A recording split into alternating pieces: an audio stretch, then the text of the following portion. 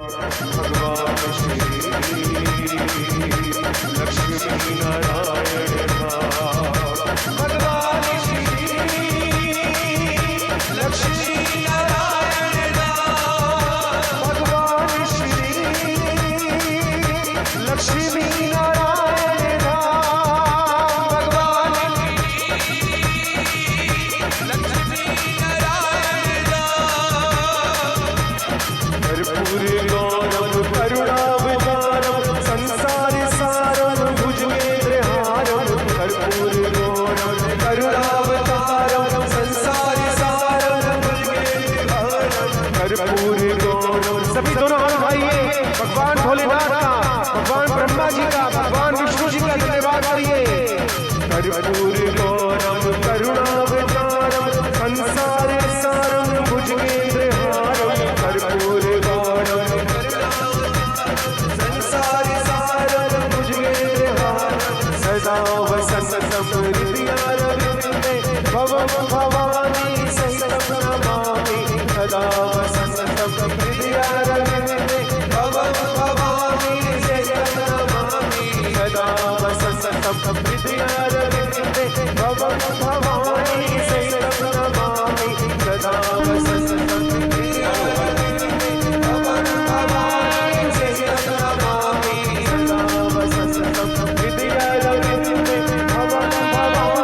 सहितं नमामि सदा वसन्तं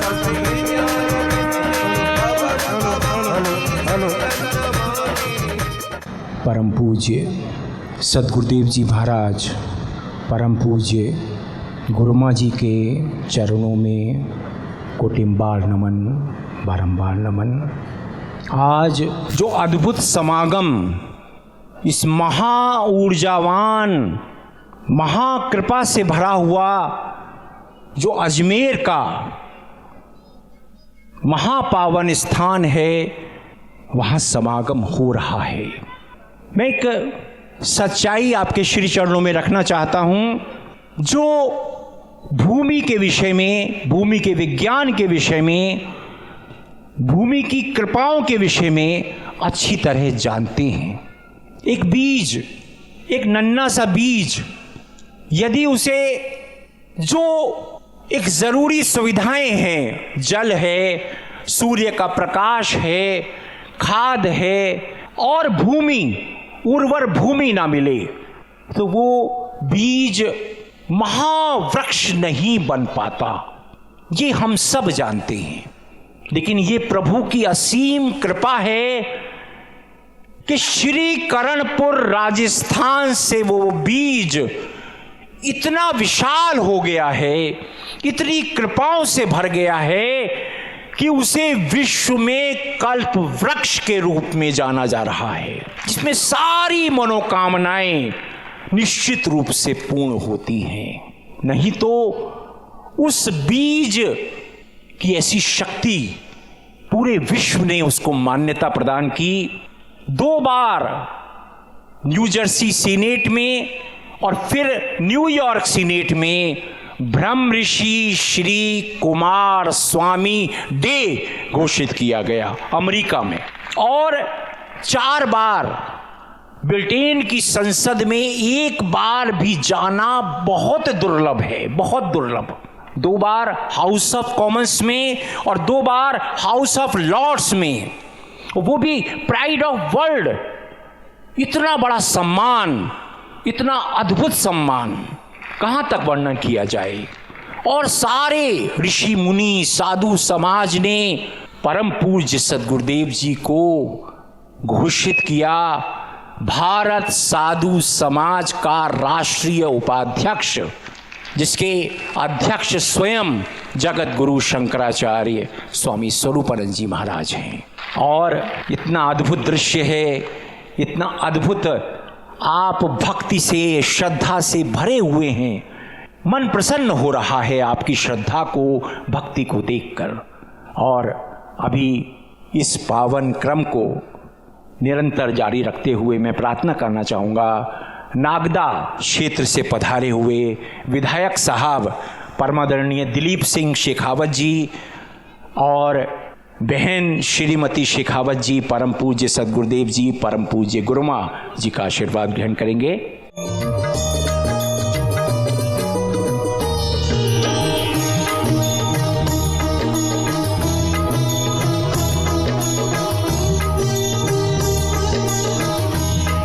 पहले भी अनेक समागम में परमादरणीय विधायक जी पधारे हैं।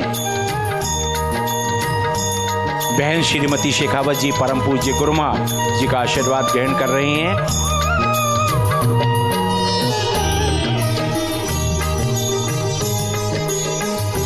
और अब मेरी प्रार्थना है जो अजमेर के सेवादार हैं वो आ जाएं, परम पूज्य सदगुरुदेव जी का आशीर्वाद ग्रहण करें।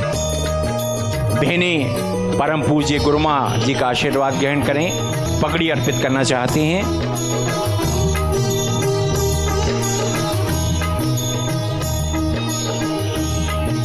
ये भी हम सब के लिए बहुत परम हर्ष का विषय है कि अभी विश्व में करोड़ों हृदय में अंकित भाई श्री परमादरणीय श्री अरुण गोविल जी भी हम सबको अपना आशीर्वाद देने के लिए यहाँ पधारे हुए हैं। मेरी भाई श्री के चरणों में प्रार्थना है आप ऊपर आसन पर आ जाएं और परमादरणीय बहन श्रीमती गोविल जी आपके चरणों में भी प्रार्थना है, आप कृपा करें।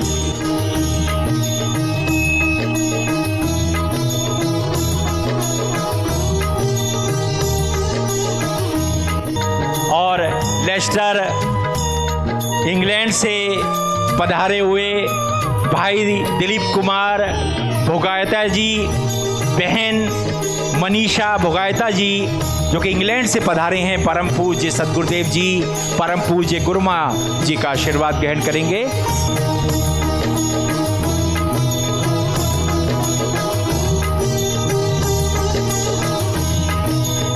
अजमेर के हमारे भाई प्रेम जी से प्रार्थना करूंगा परमादरणीय श्री अरुण गोविल जी का भी अभिनंदन करें। और बहन जानकी सावलानी जी से प्रार्थना करूंगा बहन श्रीमती गोविल जी को माल्यार्पण करें।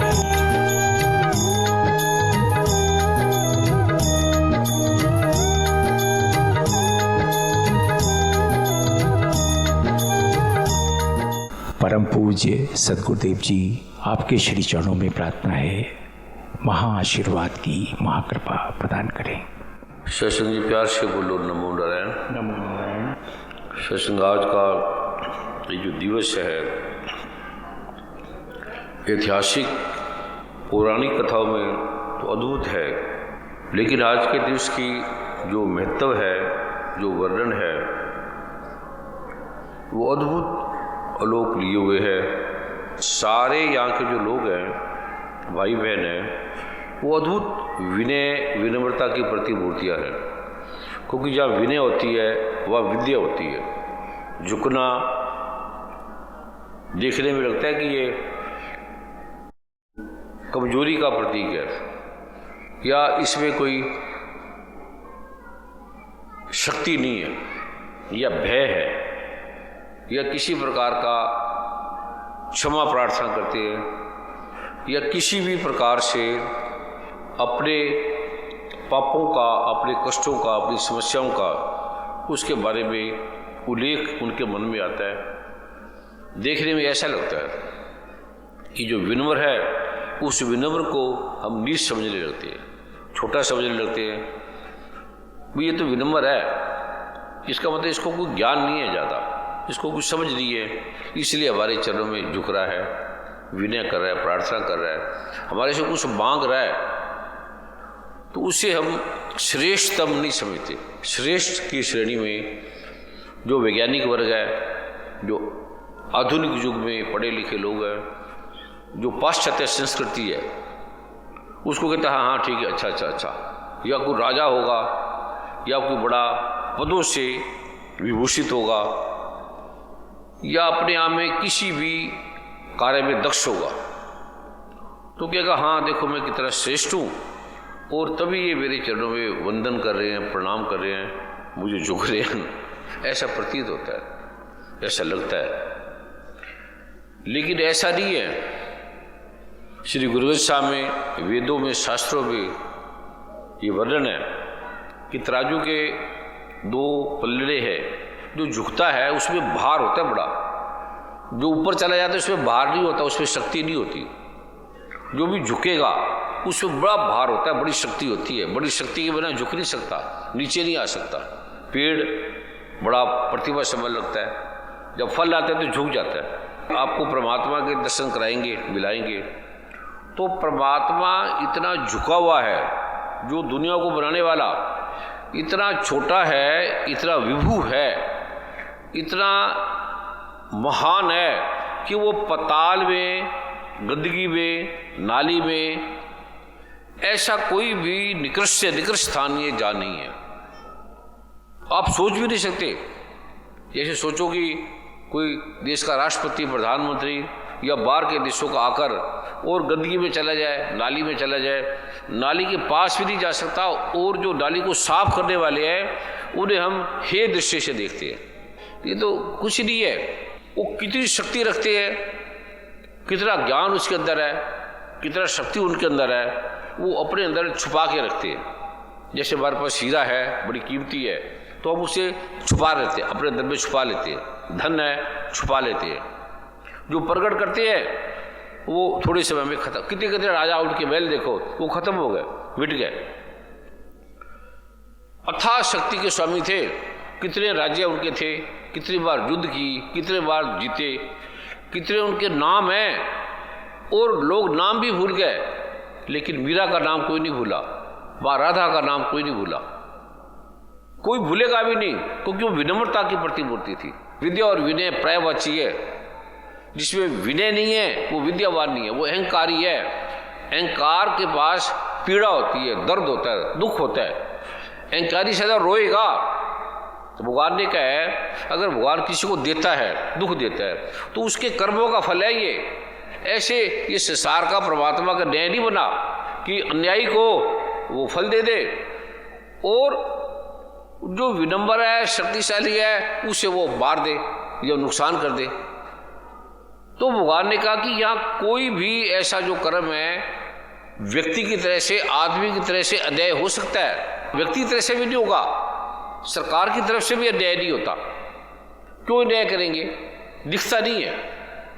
जो हमारा संविधान है, जो हमारे राष्ट्रपति हैं, जो हमारे चीफ जस्टिस हैं, जस्टिस है, न्यायाधीश है, वो क्यों अन्याय करेंगे? जब वो कुर्सी में बैठते हैं उनका अंतर प्रतिध्वनित होता है, उसके अंदर आते ही नहीं है। धन चाहे कितना भी हो, लेकिन जो एक न्याय अंतर है वो पीड़ा देता है। गलती भी कर देंगे तो उनके ऊपर अन्याय आ जाएगा, उनके घर में कष्ट आ जाएगा, पीड़ा आ जाएगी। वो धन उनके लाभ नहीं देता। तो जितने भी कोई पापी है, सच में पाप किया है, उसको लगता है कि मैं महान हूं, मैंने ठीक किया है, मैंने अच्छा नहीं किया, या मैंने अच्छा किया है। तो जो भी व्यक्ति सच में जिसने पाप किया होता है वो कभी रोएगा नहीं, दुखी नहीं होगा। उसको पता है कि भगवान न्यायकारी है, जरूर मेरी कोई गलती है, भगवान ऐसे क्यों करेगा? क्या भगवान का न्याय इतना पददलित है? क्या भगवान इतना अल्पज्ञ है? क्या भगवान को इतना ज्ञान नहीं? कभी आम बीज के कभी केला थोड़ी वहां पैदा करता है। कभी कोई चीज हम बीज दे तो कभी सुना है कि घिया बीजा और किसी के कोई चीज और लग गई हो?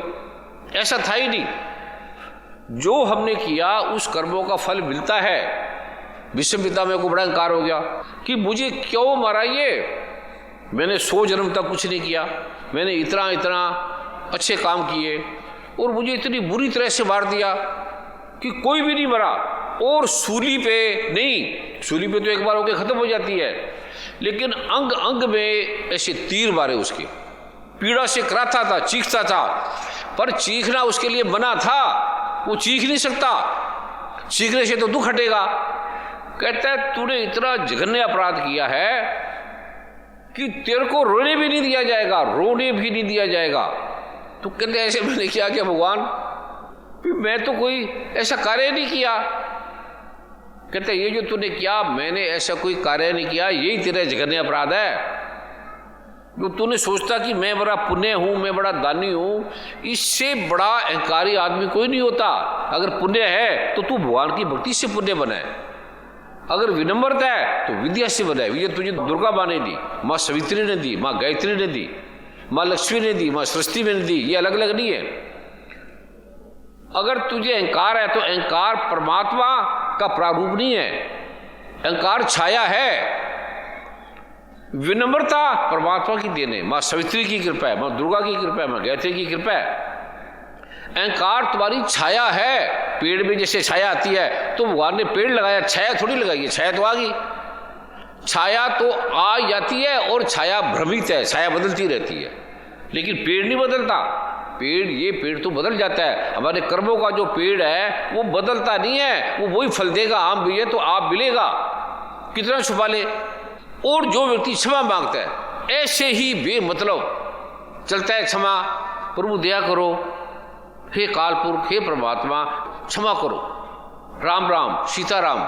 सीताराम का नाम ही पावन है, ये अपने में परिपूर्ण है। हनुमान, अगर हनुमान भगवान ना होते तो राम ने बचने नहीं था। मां भारत में जो जीता हनुमान भगवान की कृपा से।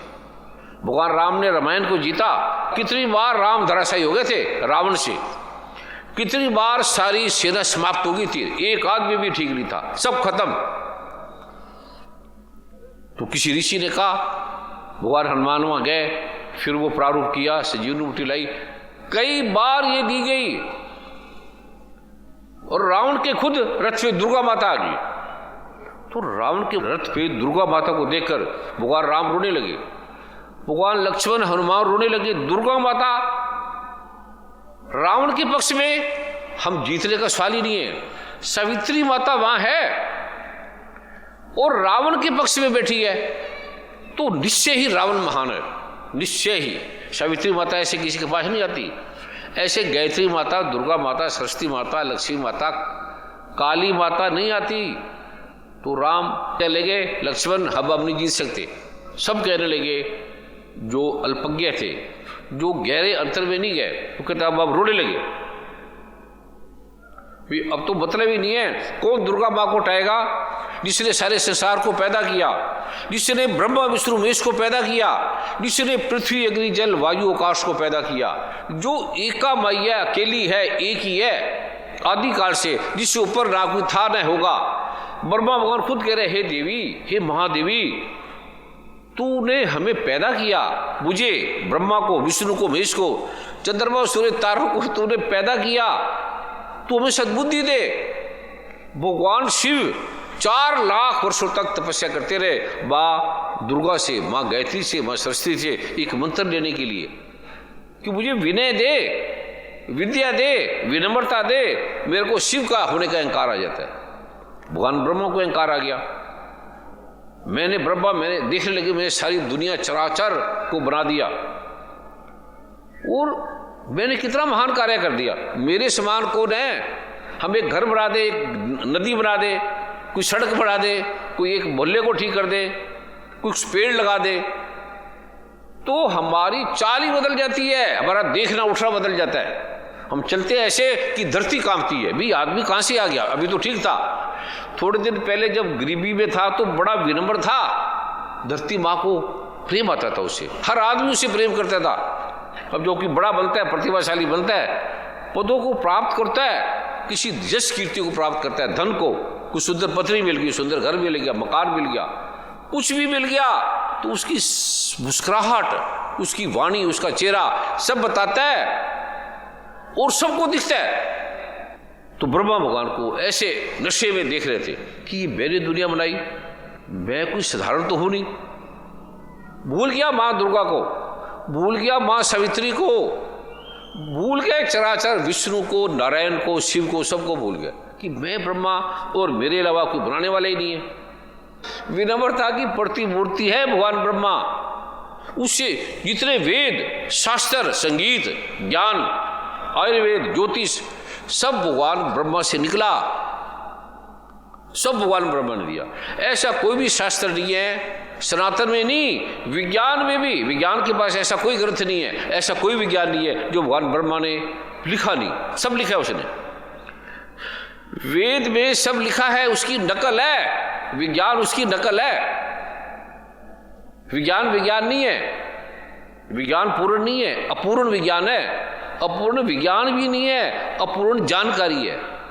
ज्ञान केवल भगवान ब्रह्मा के पास है, भगवान शिव के पास है, नारायण के पास है। और ज्ञान का अहंकार निकृष्टता का प्रमाण है। धन बड़ा लक्ष्मी मां की कृपा है, विनय का प्रतीक है। लेकिन धन से अहंकार आना पर दलित होना है, निकृष्टता का प्रमाण है। विद्या मां सरस्वती है, मां सरस्वती को विद्या को पाकर कोई अकड़ जाए तो महा अपमान है मां सरस्वती का। विद्या को पाके, पद को पाके, घर को पाके, मकान को पाके कोई अहंकार आ जाना, किसी चीज को, पत्नी को, पति को पाके अहंकार आ जाना, इससे गिरा हुआ कोई आदमी नहीं है। ये मां सरस्वती कहती है, ये मैंने क्या कर दिया, ये मैंने क्यों पैदा कर दिया इन जानवरों को। इसे तो जानवर अच्छे हैं, कम से कम अकड़ते तो नहीं। कहते ये आदमी बन के अकड़ रहा है, और मेरा बेटा मैंने उत्पन्न किया है, ये ब्रह्मा अकड़ रहा है, तो अति निंदनीय कार्य है, अति श्रेष्ठ व्यक्ति और इस प्रकार से अकड़ रहा है तो आम आदमी तो अकड़ेगा ही। श्रेष्ठ पुरुष जब अकड़ता है तो आम आदमी, गीता में भगवान कहते हैं, उसी की नकल करते हैं, उसी की देख के करते हैं, उसको देखते हैं फिर वो करते हैं। तो कहते हैं बात ठीक नहीं है, यज्ञ किया भगवान ब्रह्मा ने, तो ये बात अच्छी नहीं है। मैं ब्रह्मा भगवान के साथ था, शिव के साथ था, नारायण के साथ था, आप भी थे, आपको पता नहीं है, बस इस तरह से फर्क है, आप भी थे। आज जो अद्भुत एक चीज़ देने वाली है वो मैं बताऊंगा कि क्या है। वो अभी तक मिली नहीं, अभी तक दी नहीं, लेकिन ब्रह्मा भगवान ने, सावित्री माँ ने, गायत्री माँ ने लिखा है भी ऐसे ऐसे वो मिल सकती है। भगवान ब्रह्मा का ये स्थान है पावन। ब्रह्मा जी का एक मात्र मंदिर है जो पुष्कर में स्थित है। पुष्कर का शाब्दिक अर्थ है तालाब जो फूलों से बना हो। राजस्थान राज्य के अजमेर जिले से 15 करीब 16 किलोमीटर की दूरी पर पुष्कर में बना ये मंदिर अद्भुत है। ब्रह्मा जी का एकमात्र मंदिर होने के करके यहाँ हर साल पूरी दुनिया के लोग दर्शन के लिए आते हैं। इसे दुनिया में 10 प्रसिद्ध पवित्र स्थलों में व भारत के इसे 5 पवित्र स्थानों में गिना जाता है। कहा जाता है कि भगवान ब्रह्मा जी यहाँ खुद निवास करते हैं और मान्यता है कि जो भी आता है और सच्चे मन से जो पूजा करता है भगवान उसकी सारी मनोकामना पूरी करते हैं। सारी भगवान ब्रह्मा का जो मंदिर है भगवान ब्रह्मा करते हैं। भगवान ब्रह्मा का ब्रह्मास्त्र से बढ़कर कुछ नहीं है, भगवान ब्रह्मा की वाणी से बढ़कर कुछ नहीं है। ब्रह्म वाक्य है ये, और सब वेद ग्रंथ भगवान ब्रह्मा के मुखारविंद से प्रस्फुटित हुए हैं, उतरे हैं, मुखरित हुए हैं, आंदोलित हुए हैं। इसके सामने सुंदर झील सी बहती है जिसका नाम है पुष्कर झील। ब्रह्मा जी के इस मंदिर के बारे में यह कथा प्रसिद्ध है कि एक बार ब्रह्मा जी को यज्ञ करना था, लेकिन राक्षस यज्ञ भंग ना कर दे, इसलिए ब्रह्मा जी एक शांत जगह ढूंढ रहे थे। पुष्कर झील के पास आकर उनकी यह खोज पूरी होगी। हिंदू धर्म के अनुसार जब भी आप यज्ञ करते हैं तो आपको अपने जोड़े यानी धर्मपत्नी के साथ ही कर सकते हैं, अन्यथा यज्ञ सफल नहीं होगा। जैसे भगवान राम ने ऐसे भी यज्ञ किया, इसलिए उन्होंने वहीं आसपास के गांव की लड़की गायत्री से शादी कर ली। जिसके बाद यह सूचना उसकी पत्नी सावित्री को पता लगी तो वह बड़ी क्रोधित होगी। इसके बाद उन्होंने ब्रह्मा जी को श्राप दे दिया कि उनकी पूजा कोई भी भक्त करेगा और उसका मंदिर बनाएगा तो उसे बहुत सारी मुश्किलों का सामना करना पड़ेगा और उन्हें इस जगह के अलावा दूसरा कहीं भी पूजा नहीं जा सकता। इसलिए सिर्फ यहीं पर ब्रह्मा की पूजा होती है, यहीं पर, और कहीं नहीं होती। ठीक है, ये आपके ग्रंथों में लिखा है, मुझे नहीं पता भैया, लेकिन भैया था, सच्ची बात है ये। इस मंदिर का जो निर्माण है ऋषि विश्वामित्र ने किया था। इसके बाद आदि शंकराचार्य ने इसे पूरी तरह बनवाया। एक कथा के अनुसार एक बार यहाँ के शासक को नींद में एक सपना आया, उसने एक मंदिर देखा जो टूटा हुआ है। जब उसने इस जगह को देखा उसे एक टूटा हुआ मंदिर मिला जिसे पूरी तरह से बनवाया और रख रखा। ब्रह्मा मंदिर की पुष्कर की वास्तुकला, ब्रह्मा मंदिर का निर्माण 14वीं शताब्दी में किया गया था। मंदिर के अंदर प्रवेश करने के लिए आप मंदिर के मंच से संगमरमर की सीढ़ियों से होकर मंदिर के मुख्य द्वार पर पहुंच जाते हैं। या आपको भगवान ब्रह्मा के वाहन हंस की मूर्ति देखने को मिलती है, जो इसकी सुंदरता में चार चांद लगाती है। इसके बाद आप मुख्य दरवाजे में होकर मंदिर के मंडप में पहुंचते हैं। वहाँ एक कछुए की मूर्ति लगी है, जिसका मुख मंदिर की तरफ है। यहाँ पूरे विश्व का एकमात्र ब्रह्म मूर्ति है। उसके बाद एक गलियारे में होकर आपको शिव मंदिर जा सकते हैं। ये तो इसने यहाँ लिखा है। अब एक नया चीज मैं आपको बताऊंगा, और जो बोलूंगा वो कि लिखा हुआ नहीं है, वो पहली बार आज सुनेंगे कि आज पहली बार आएगा। लेकिन इसके बिना हमारा जीवन व्यर्थ है। ब्रह्मा भगवान के बिना हमारा जीवन व्यर्थ है, जिसने वेद शास्त्र शब्द दिए। खाली बात एक ही करी थी ना कि उससे शादी कर ली। अब हमारे माता पिता ही कई बार 3-3, 4-4 शादी कर लेते हैं। राजा थे कई, तो ऐसा क्या हो गया? अभी तक श्राप हटे नहीं इतने समय तक। और भगवान नारायण को भी श्राप दे दिया कि तू भी ऐसे भटकेगा। और भगवान नारायण भी राम के जब अवतार में थे, उन्हें वनवास भोगना पड़ा, अलग होगी, उसका श्राप टूट गया। तो ब्रह्मा जी का भी क्यों नहीं हटा? जब भगवान राम का हट गया, भगवान नारायण का हट गया, माँ लक्ष्मी का हट गया, तो भगवान ब्रह्मा का क्यों नहीं हटा? किसी के दिमाग में नहीं आया,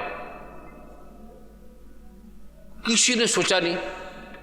तो आज मैं मंदिर में बैठा था, तो मैंने कहा ये बात तो ठीक है, भगवान ने अब कर दिया, अब आ गया, गलती होगी या क्या लीला हमारे लिए रचते हैं। तो ये इसका कोई माँ ब्रह्मा, माँ गायत्री, माँ सरस्वती, महादेवी से मैंने प्रश्न रखा कि क्या माँ, क्यों ब्रह्मा भगवान अब एक इसके लिए सदा ऐसे ही रहेंगे? क्या उसका कोई समाधान नहीं? तो कुछ ऐसे तो माँ दुर्गा हमें विधान बताए, क्योंकि ब्रह्मा भगवान अगर इस श्राप में है तो उसकी संतति भी श्राप में रहेगी। अगर हमारे पेड़ में जो जड़ है वो दूषित है, उसमें कीटाणु है, उसमें जीवाणु है, उसमें कोई कमी है, तो पूरे सब्जी में आ जाएगी। हमारे वातावरण में अगर हमारी अचार है, अचार में छोटा सा भी फंगल आ जाए तो पूरे अचार में आ जाएगा। घर में छोटा सा भी, हमारे शरीर में एक बिंदु में भी फंगल आ जाए, एक छोटा सा भी कण आ जाए, तो सारे शरीर में एक छोटा सा मच्छर अगर हमें काट दे, छोटा सा मलेरिया का पैरासाइट, तो हमारे शरीर को धराशायी कर देते, गिर जाते हैं बुखार में। एक छोटा सा, और दिखता नहीं, सुई की नोक का 1000 गुना बारीक है वो मच्छर, छोटा सा, जिसे हम कुछ नहीं समझते। और जो वायरल है, जो भयंकर है, जो सबको फैला हुआ है राजस्थान में, उसके बारे में चरक संहिता में, सुसुर संहिता में भगवान ब्रह्मा ने, भगवान शिव ने कहा है कि वो सुई की नोक का 1 करोड़ गुना बारीक है, और उसका फिर 50 लाख गुना कर दो, इतना बारीक है वो, और इतना शक्तिशाली है। क्या बोल रहा था वर्मा जी में? परम पूज्य सद्गुरुदेव जी, आप कृपा कर रहे थे कि आप ऐसा रहस्य बताएंगे भगवान ब्रह्मा जी का। वो तो पुरानी होगी बात। पहले स्टार्ट किया, क्या कहता? स्टार्ट आपने यही किया था कि अहंकार नहीं होना चाहिए। फिर वो सबको है, नहीं होना चाहिए, सबको पता है, लेकिन सबको है, ये बात नहीं है। मैंने स्टार्ट कहाँ से किया था? ये स्टार्ट कहाँ से किया था? जो भगवान विश्व पिता में थे, उनको क्या अहंकार आ गया? ब्रह्मा भगवान को क्या अहंकार? कहाँ था? आते नहीं तो परमात्मा है, ये तो आप ही नारायण शिव है। ये हमें चेतना देने के लिए बोलते हैं, भाई तुम ऐसा करोगे तो ऐसा होगा। ये लीला रचते हमारे लिए। अगर राम को क्या, सीता को कौन ले जा सकता? सीता तो गई नहीं थी, सीता को रावण ले ही नहीं गया था, रावण की हिम्मत ही नहीं सीता को उठा ले। पति वर्ता स्त्री को कोई देख भी नहीं सकता, किसी की हिम्मत नहीं है। अनुसुईया ने ब्रह्मा विष्णु वेश को बच्चा बना दिया था। उससे एक ही है कि जैसे भगवान ब्रह्मा में बेचना दे रहे हैं, अहंकार ना आए, और भी नम्रता आ जाए, इतना करना है, नहीं तो फिर वैसे बच जाएंगे। हर लड़ाई का कारण जब आप अपनी पत्नी को छोड़कर दूसरे के पास चले जाते हैं, तो यहाँ घर में युद्ध होते हैं सारा टोटल। स्त्री को ना दो, कुछ ना दो, भूखी रह जाएगी तुम्हारे साथ, गरीबी में रह जाएगी। लेकिन जब वो देखेगी तुम दूसरी स्त्री के पास चले गए, वो इसके लिए असहनीय है। नागदा के विधायक साहब परमादरणीय दिलीप सिंह शेखावत जी। नमो नारायण। परम पूज्य गुरुदेव के श्री चरणों में प्रणाम करता हूँ। गुरने मैया के श्री चरणों में प्रणाम करता हूँ। और लगभग 2009 से मैं आपके श्री चरणों में प्रणाम कर रहा हूँ और मेरी कुछ व्यस्तताएं रहती है। 2009 से जी 2009 से ये पाठ करते हैं, सेवा करते हैं जी। ऐसे अद्भुत खजाने हैं या राजस्थान में। परम पूज्य गुरुदेव, परम पूज्य गुरु माँ के चरणों में नमन। भाई और बहनों, आप सबके चरणों में नमन। पहली बात तो ये कि जब हम गुरु के सामने बैठे हों, गुरु के चरणों में बैठे हों, तो उस समय कुछ कहना धृष्टता से कम नहीं होता। परम पूज्य गुरुदेव ने गुरु गीता में हमें बहुत बार ये बात पढ़कर सुनाई है कि गुरु के सामने वचन नहीं बोलने चाहिए, लेकिन यहाँ स्वयं गुरु की आज्ञा हुई है, तो ये बात भी अपने आप में बड़ी अनोखी है। परम पूज्य गुरुदेव ने आज बहुत अरसे बाद, जहाँ तक मेरी याददाश्त जा रही है, अहंकार शब्द की व्याख्या की है। बहुत अरसे बाद ये जो हमारे अंदर जो दोष माने जाते हैं,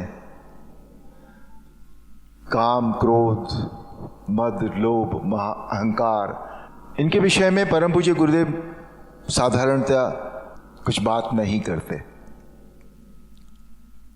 पर आज जो उन्होंने अहंकार के बारे में बताया, ये ऐसा दोष है विचारों में हम सब के अंदर। विनम्रता व्यक्ति के जीवन में उतनी जल्दी नहीं आती जितनी जल्दी अहंकार आता है। ये अक्षरशः सत्य है। हम जरा सा कुछ कर लेते हैं तो हम जमीन पर चलना बंद कर देते हैं, हम उड़ना शुरू कर देते हैं।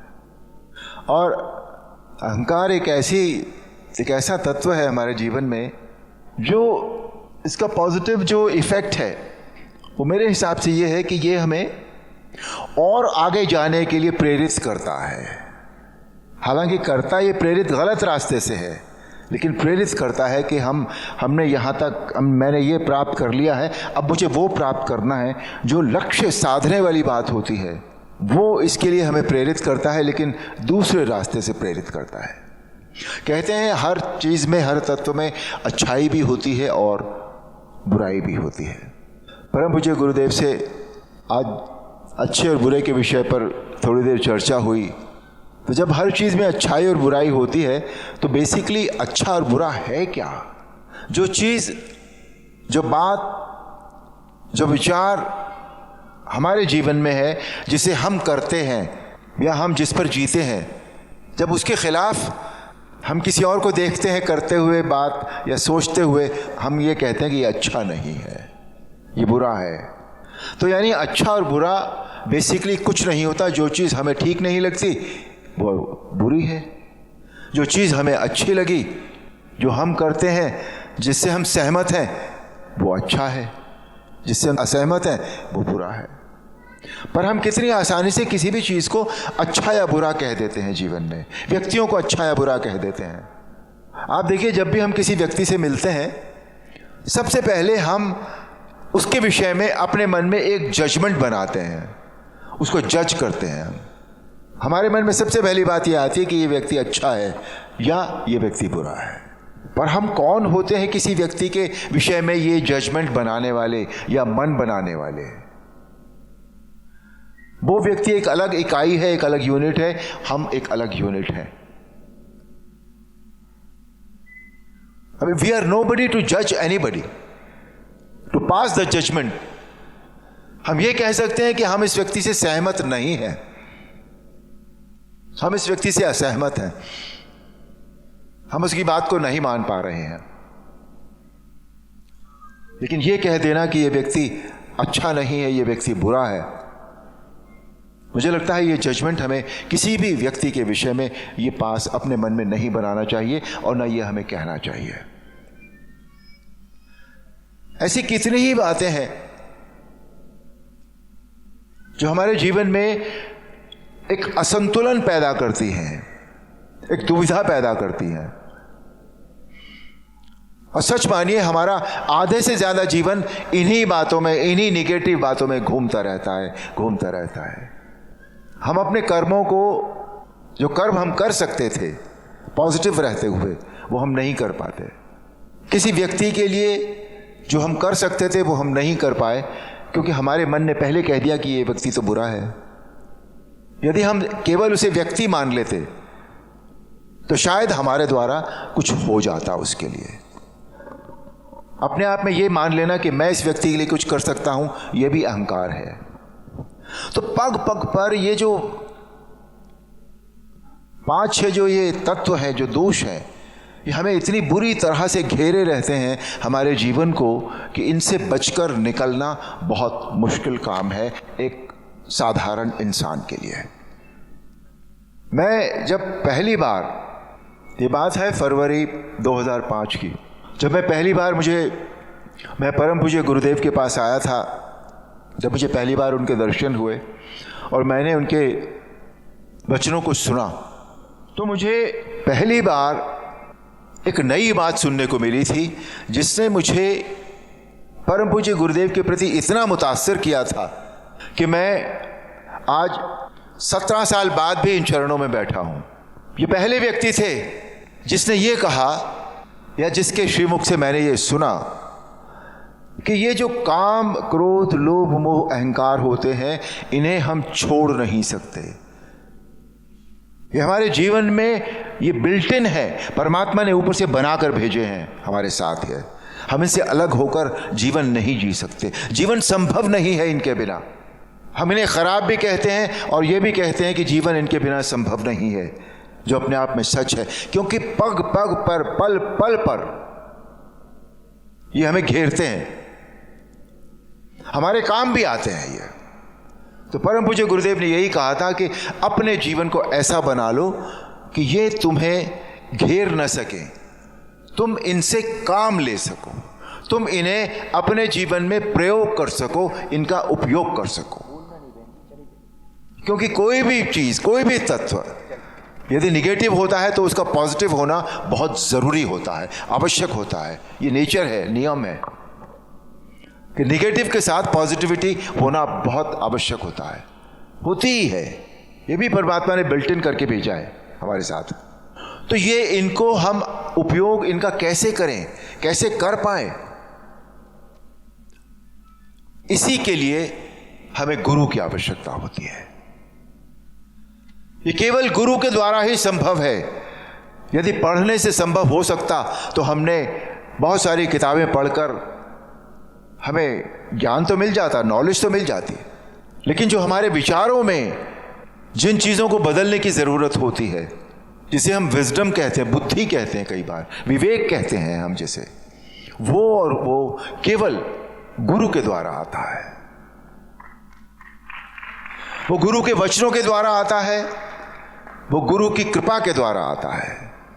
और कई बार हमें लगता है ये गुरु वचनों के द्वारा कृपा करते हैं, और ये भी कभी कभी कृपा शब्द का प्रयोग भी करते हैं, आशीर्वाद शब्द का भी प्रयोग करते हैं कि आशीर्वाद हो, तुम्हारे ऊपर कृपा बनी रहे। और कभी कभी उसकी भी आवश्यकता नहीं होती गुरु को, वो देखता है और कृपा हो जाती है। और कई बार उस देखने की भी आवश्यकता नहीं होती, गुरु हजारों लाखों मील दूर बैठकर भी अपने विचार से हम पर कृपा कर देता है। और यह केवल और केवल गुरु कर सकता है। हम बड़े सौभाग्यशाली हैं, हमें साक्षात गुरु चरणों में बैठने का सौभाग्य प्राप्त होता है। हम उनसे बात कर पाते हैं, हम उन्हें अपनी समस्याएं, अपने कष्ट बता पाते हैं, उनका निवारण होता है। वो जो दिव्य पाठ जो उनके द्वारा हमें मिलता है, जो वो हमें देते हैं, कृपा करते हैं, उसके द्वारा हमारे समस्याएं हमारे दूर होती हैं, हमारी उलझनें दूर होती हैं, हमारे विचारों में शुद्धता आती है, विवेक आता है हमारे जीवन में। हम समझ पाते हैं कुछ बातों को अच्छे से, क्लैरिटी से समझ पाते हैं। हम ये महसूस कर पाते हैं, ये एहसास कर पाते हैं कि ये काम, ये शब्द हमारे योग्य हैं। इन शब्दों का हमें अनुसरण करना है, इन विचारों को हमें अपने जीवन में लाना है। ये बहुत छोटी छोटी बातें हैं, लेकिन ये हमारे जीवन को गाइड करती हैं। हमारा सारा जीवन, हमारे जीवन की जो रूपरेखा बनती है वो इन्हीं के द्वारा तय होती है। हमारी जीवन यात्रा कैसे चलेगी, किस तरह से चलेगी, उसमें कितना सुख होगा, कितना आनंद होगा या कितना दुख होगा, कितने कष्ट होंगे, ये भी उसी पर निर्भर करता है, इन छोटी छोटी बातों पर। ये है तो छोटी बात है, लेकिन हमारे जीवन के लिए, हमारी जीवन यात्रा के लिए, हमारे अपने लिए, हमारे परिवार के लिए ये बहुत ही महत्वपूर्ण है। इसलिए गुरु के वचनों को ध्यान से सुनना और उन्हें अपने जीवन में उतारने की ईमानदारी से कोशिश करना हमारे लिए बहुत आवश्यक होता है। तभी हमारा जीवन में पूज्य गुरुदेव जिसे कहते हैं कि सुख या आनंद, कष्टों से मुक्ति हमारे जीवन में तभी आ पाती है। परम पूज्य गुरुदेव से आशा नहीं बल्कि हमें यकीन होता है उनके साथ। कई बार हम कहते हैं ना कि हम आशा करते हैं कि आपकी कृपा हम पर सदा बनी रहेगी। हम उनसे तो कह देते हैं, पर पहले हमें अपने ऊपर यकीन होना चाहिए कि हाँ, जो उन्होंने कहा वो हम कर रहे हैं। उसके बाद हमें शब्दों से भी जरूरत नहीं है, शब्द भी अपना काम करते हैं, वैसे ऐसा नहीं है। जीवन में शब्द बहुत इंपॉर्टेंट होते हैं, पर जब हम अपने मन में सच्चे होंगे, ईमानदारी से जो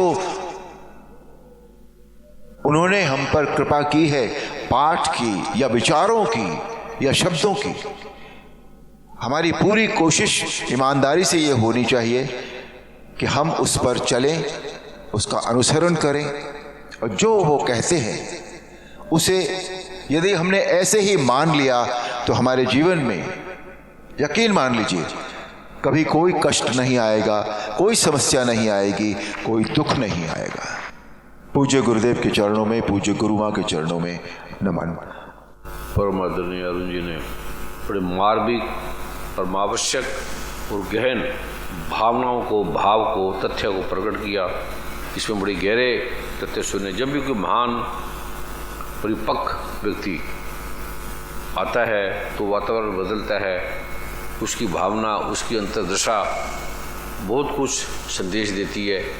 जैसे ये मार्ग है, और बड़ी गहनता से अरुण जी ने इसका मनन किया, आपको देखा, समझा और उसका वर्णन किया। जो अंतर में देना था आपको दिया।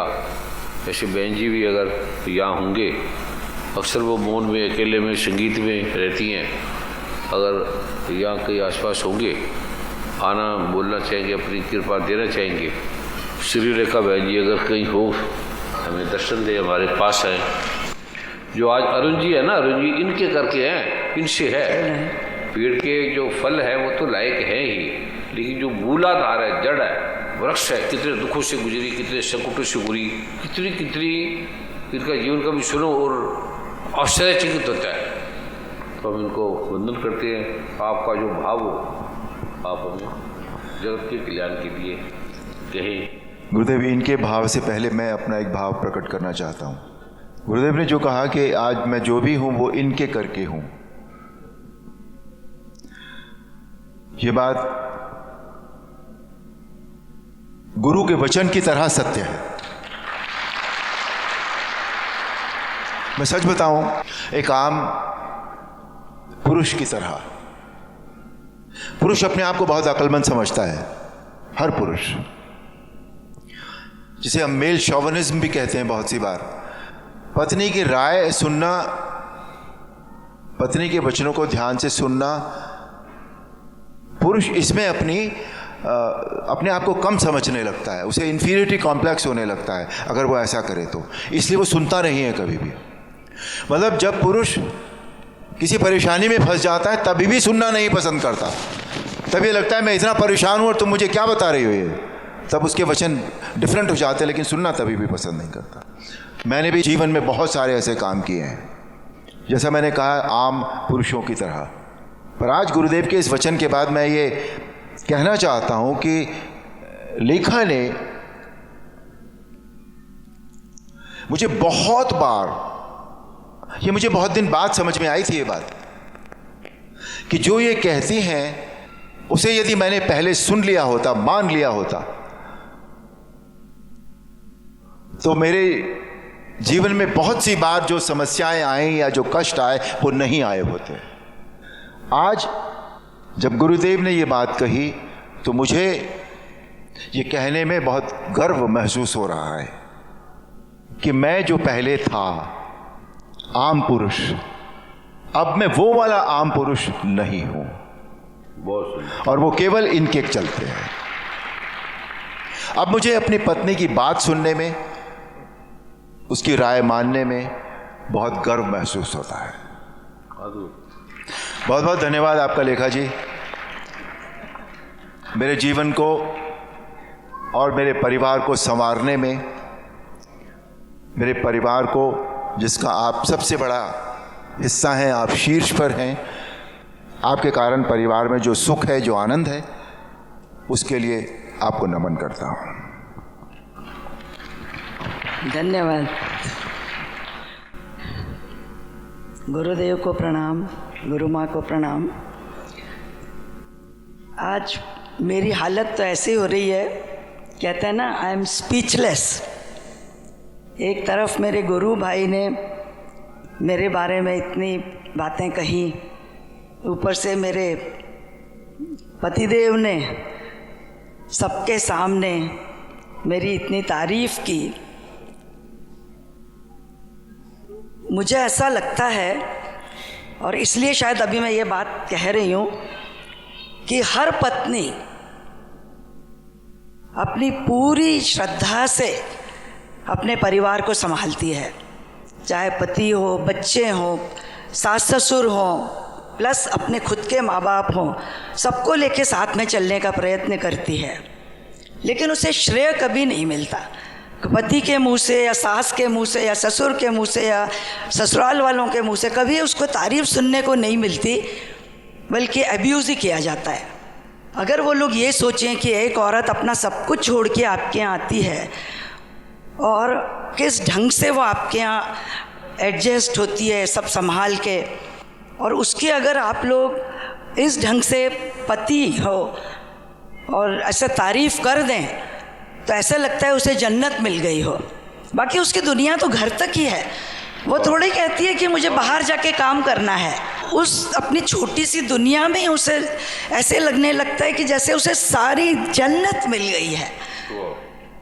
तो मैं आज यहाँ बैठे सब हस्बैंड से यही रिक्वेस्ट करूँगी कि वो अपनी अपनी पत्नियों को समझें और उनकी खुलेआम तारीफ़ करें।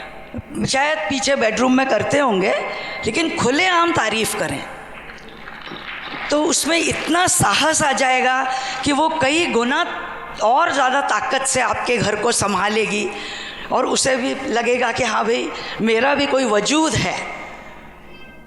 तो यही मेरी आप लोगों से प्रार्थना है। और गुरुदेव, बहुत बहुत धन्यवाद। पिछले इतने सालों से आपने हमें इतनी अच्छी बातें सिखाई हैं, हमारे परिवार को संभाला है, तो उसके लिए मैं बहुत आपकी और गुरु माँ की शुक्रगुजार हूँ।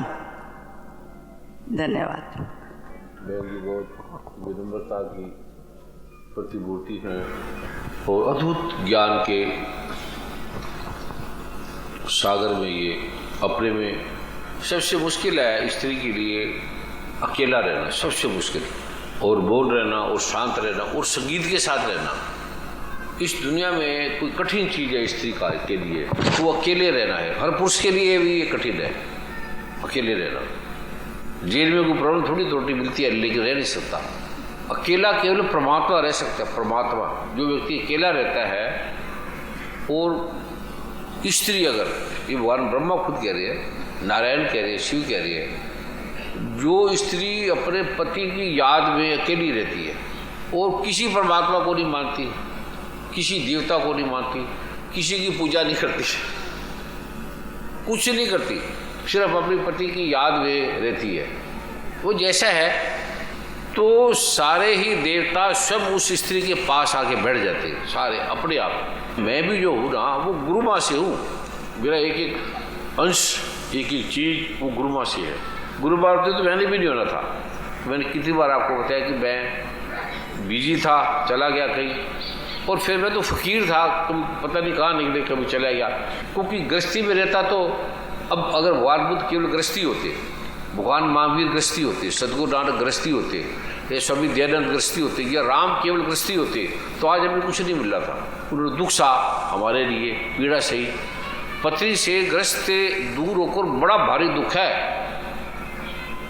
ये जो ऋषि करते हैं, घर से दूर चले जाते हैं, ये बहुत भारी दुखों के अंदर रहने के बाद जगत को देते हैं, साधारण नहीं है ये। और गुरु माँ से जो मुझे मिला वो आप सोच ही नहीं सकते। जो भी छोटा से छोटा, कर से कर जो मिला, जो ज्ञान है, जो चीज़ है, परमात्मा मिला, मुझे गुरु मिला, मुझे ज्ञान मिला, जो मैं आपको दे रहा हूँ वो मुझे गुरु माँ से मिला है, सारा एक ही चीज। तो ऐसे जो तद्रूप होकर पति के साथ तद्रूप रहती है, ग्रस्त का मुझे कोई ज्ञान नहीं, क्योंकि मैं ग्रस्त के लिए बने ही नहीं। इस संसार की कोई स्त्री मेरे साथ नहीं रह सकती, क्योंकि उस बंदे का पता ही नहीं है कहाँ से कहाँ चले जाए। अभी थोड़ी देर का पता नहीं, थोड़ी देर में कहाँ चले जाए। राम के साथ रहना बड़ा दुष्कर काम है, शिव के साथ पार्वती रह जाए बड़ा कठिन काम है, ब्रह्मा के साथ ब्रह्मानी रह जाए, वहाँ सवित्री रह जाए। इस जगत में सबसे कठिन काम है साधु के साथ रहना। इसलिए साधु कहते हैं दुख पाएंगे, वो चले जाते थे। और साधु को कितनी पीड़ा होती थी, वो कहते थे मैं क्या करूं, जितना मेरा परिवार है उतना संसार भी मेरा है, करोड़ों लोग हैं, उनका दुख भी।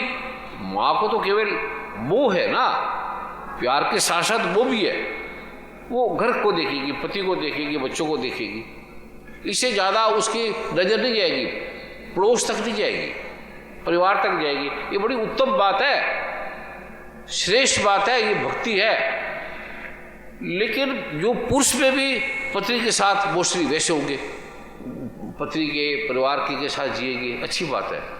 लेकिन कोई परिवार को छोड़ के जैसे कोई एमएलए बन गया, विधायक बन गया, ये भी बड़ी बात है, उसके लिए जीना ये भी तपस्या है। देश के लिए सैनिक बन जाना, अच्छा नेता बन जाना, बहुत बड़ी तपस्या है ये, बहुत बड़ी। नेताओं के ईमानदार होना, गृहस्थी को चलाना, नेताओं के ईमानदार बनना, भगवान कृष्ण कहते हैं वो सीधा ही मुक्त है, उसको कोई तपस्या करने की जरूरत नहीं। अगर वो सेवा कर रहा है, गरीबों की, लोगों की सेवा कर रहा है, वो पुण्य महात्मा है, वो विदुर है, वो अर्जुन है, वो परम भगत है, वो ध्रुव है, वो प्रहलाद है।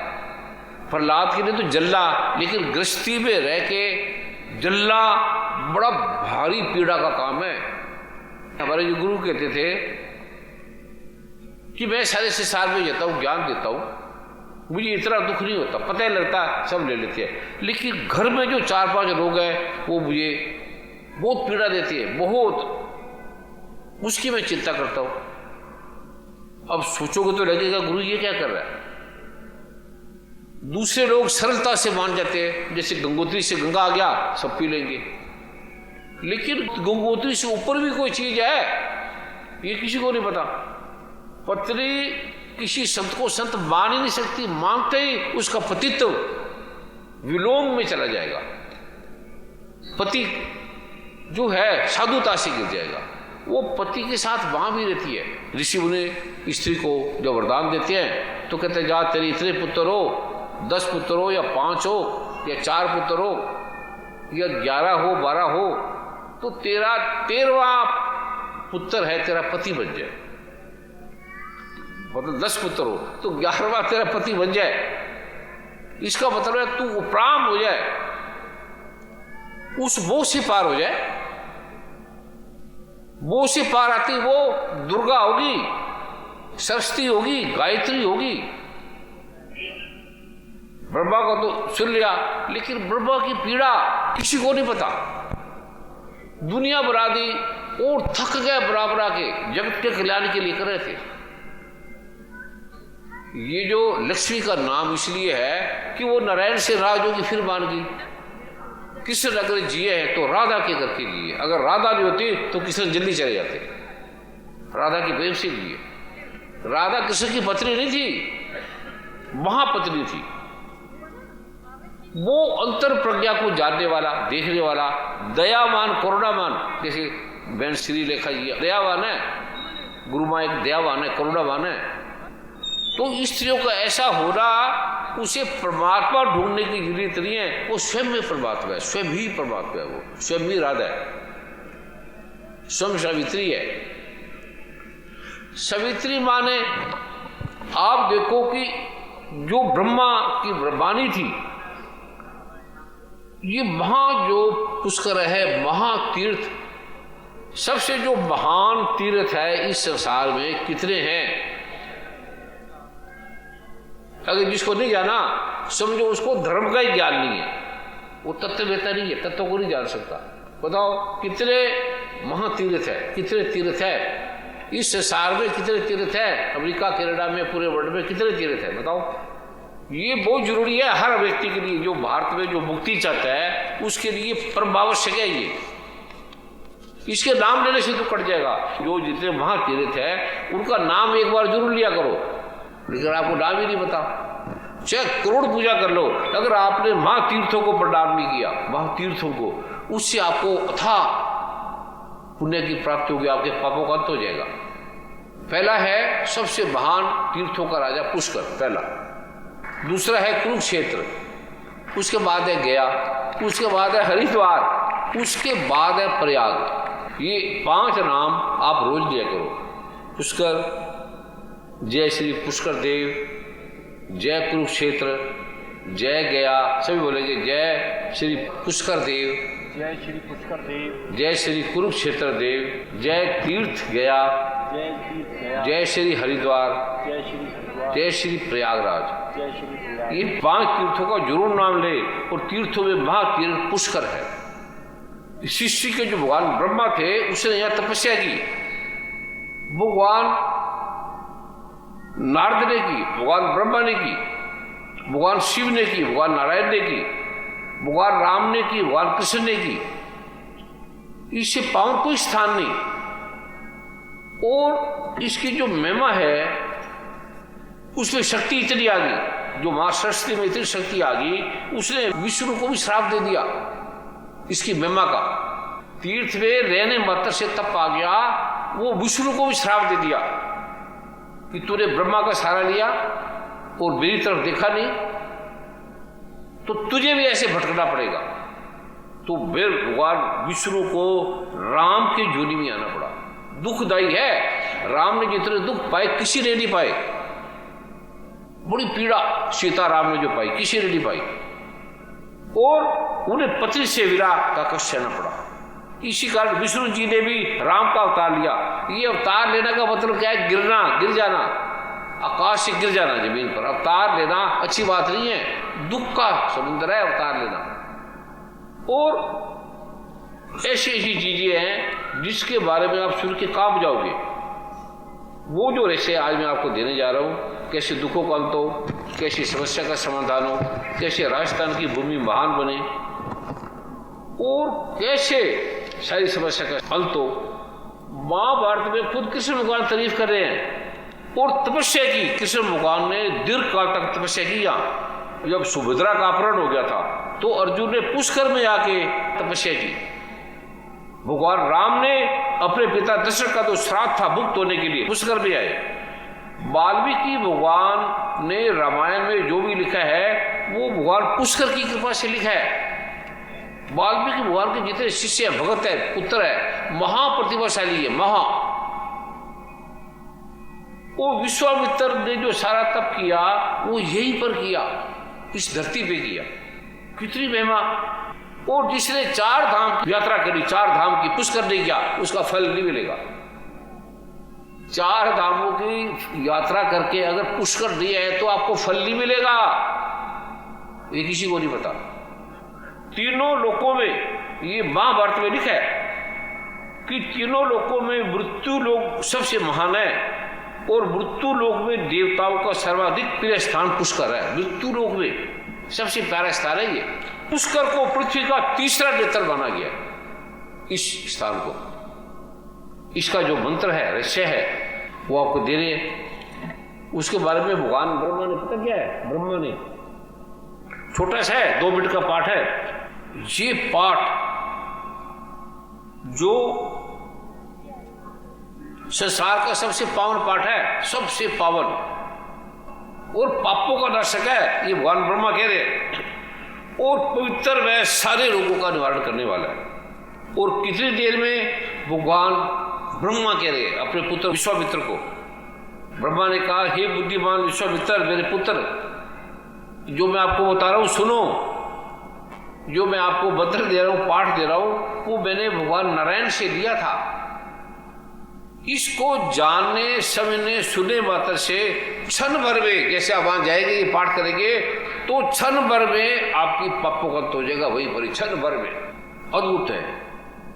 कुछ श्राप है, कोई ऐसी बाधा है, उसकी सभी मनोकामना पूरी होगी।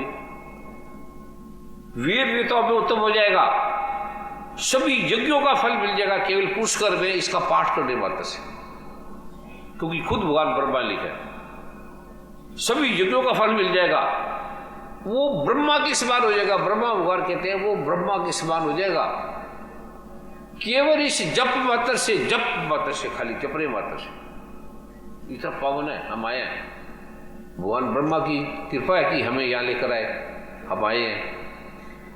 और जो ही आएगा उसके पितर श्राद्ध जो भी पीछे सब मुक्त हो जाएगी इस पाठ पत्र से। भगवान ब्रह्मा कहते हैं इस संसार में इससे पावन कोई और नहीं है।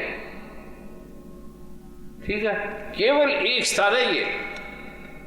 और कोई प्रश्न तो पूछो। परम पूज्य सदगुरुदेव जी एस.एन. चौहान जी हैं, जो राष्ट्रपति पदक से सम्मानित हैं, सेवानिवृत्त उप नियंत्रक नागरिक सुरक्षा हैं। ये पगड़ी अर्पित करना चाहते हैं। कोटा से पधारे हुए एस.एन. चौहान जी आ जाएंगे। और अशोक जी हैं यहाँ के चित्रकार अजमेर के, वो आपका एक छवि बनाई है, एक चित्र बनाया है, आप ले आए। ना ना ना, ये फिर आप ब्रह्मा का अपमान करेंगे। फिर सुन लेना कि नाशवान जो शरीर है, जो ब्रह्मा भगवान है, कृष्ण है, राम, उसको छोड़ के मेरे चित्र बनाओगे तो आप तो अपमान करने करोगे। कभी ना कोई ना बनाए, ना रखिए घर में, ये मत करो, ये अपराध मत करो। ब्रह्मा भगवान, नारायण, शिव, राम, कृष्ण, सीता, उसको छोड़ के मेरे चित्र बनाओगे। सूर्य को छोड़ के मोमबत्ती जगाओगे, ये भूल के मत करना। सोचना भी नहीं, चित्र ना लाओ या ना दिखाना किसी को, ना बनाना, न चित्र घर में रख रहना, पूजना ना बनाना। भगवान नारायण, शिव, जिसने चंद्रमा पृथ्वी बना दी, सूर्य चंद्रमा बना दिया, उस पर भरोसा नहीं है आपको। उसको छोड़ के कहाँ जाओगे? ऐसा कौन सा धर्म ग्रंथ है दुनिया में जिसने लिखा है कि मैंने दुनिया बनाई, मैंने चंद्रमा, सूर्य, तारे बनाए, मैंने पृथ्वी, अग्नि, जल को पैदा किया? ऐसा कौन सा ग्रंथ है?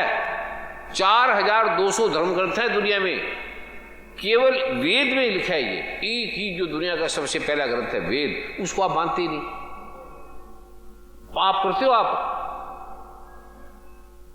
महाअपराधियों। परम आदरणीय चौहान जी को 2 बार राष्ट्रपति पदक से सम्मानित किया गया है। और वो आपका स्वागत करते हैं, इतने महान पद से आपको वंदित किया गया। आप धन्य विडंबर हैं, कितने अद्भुत कार्य किए इन्होंने देश में।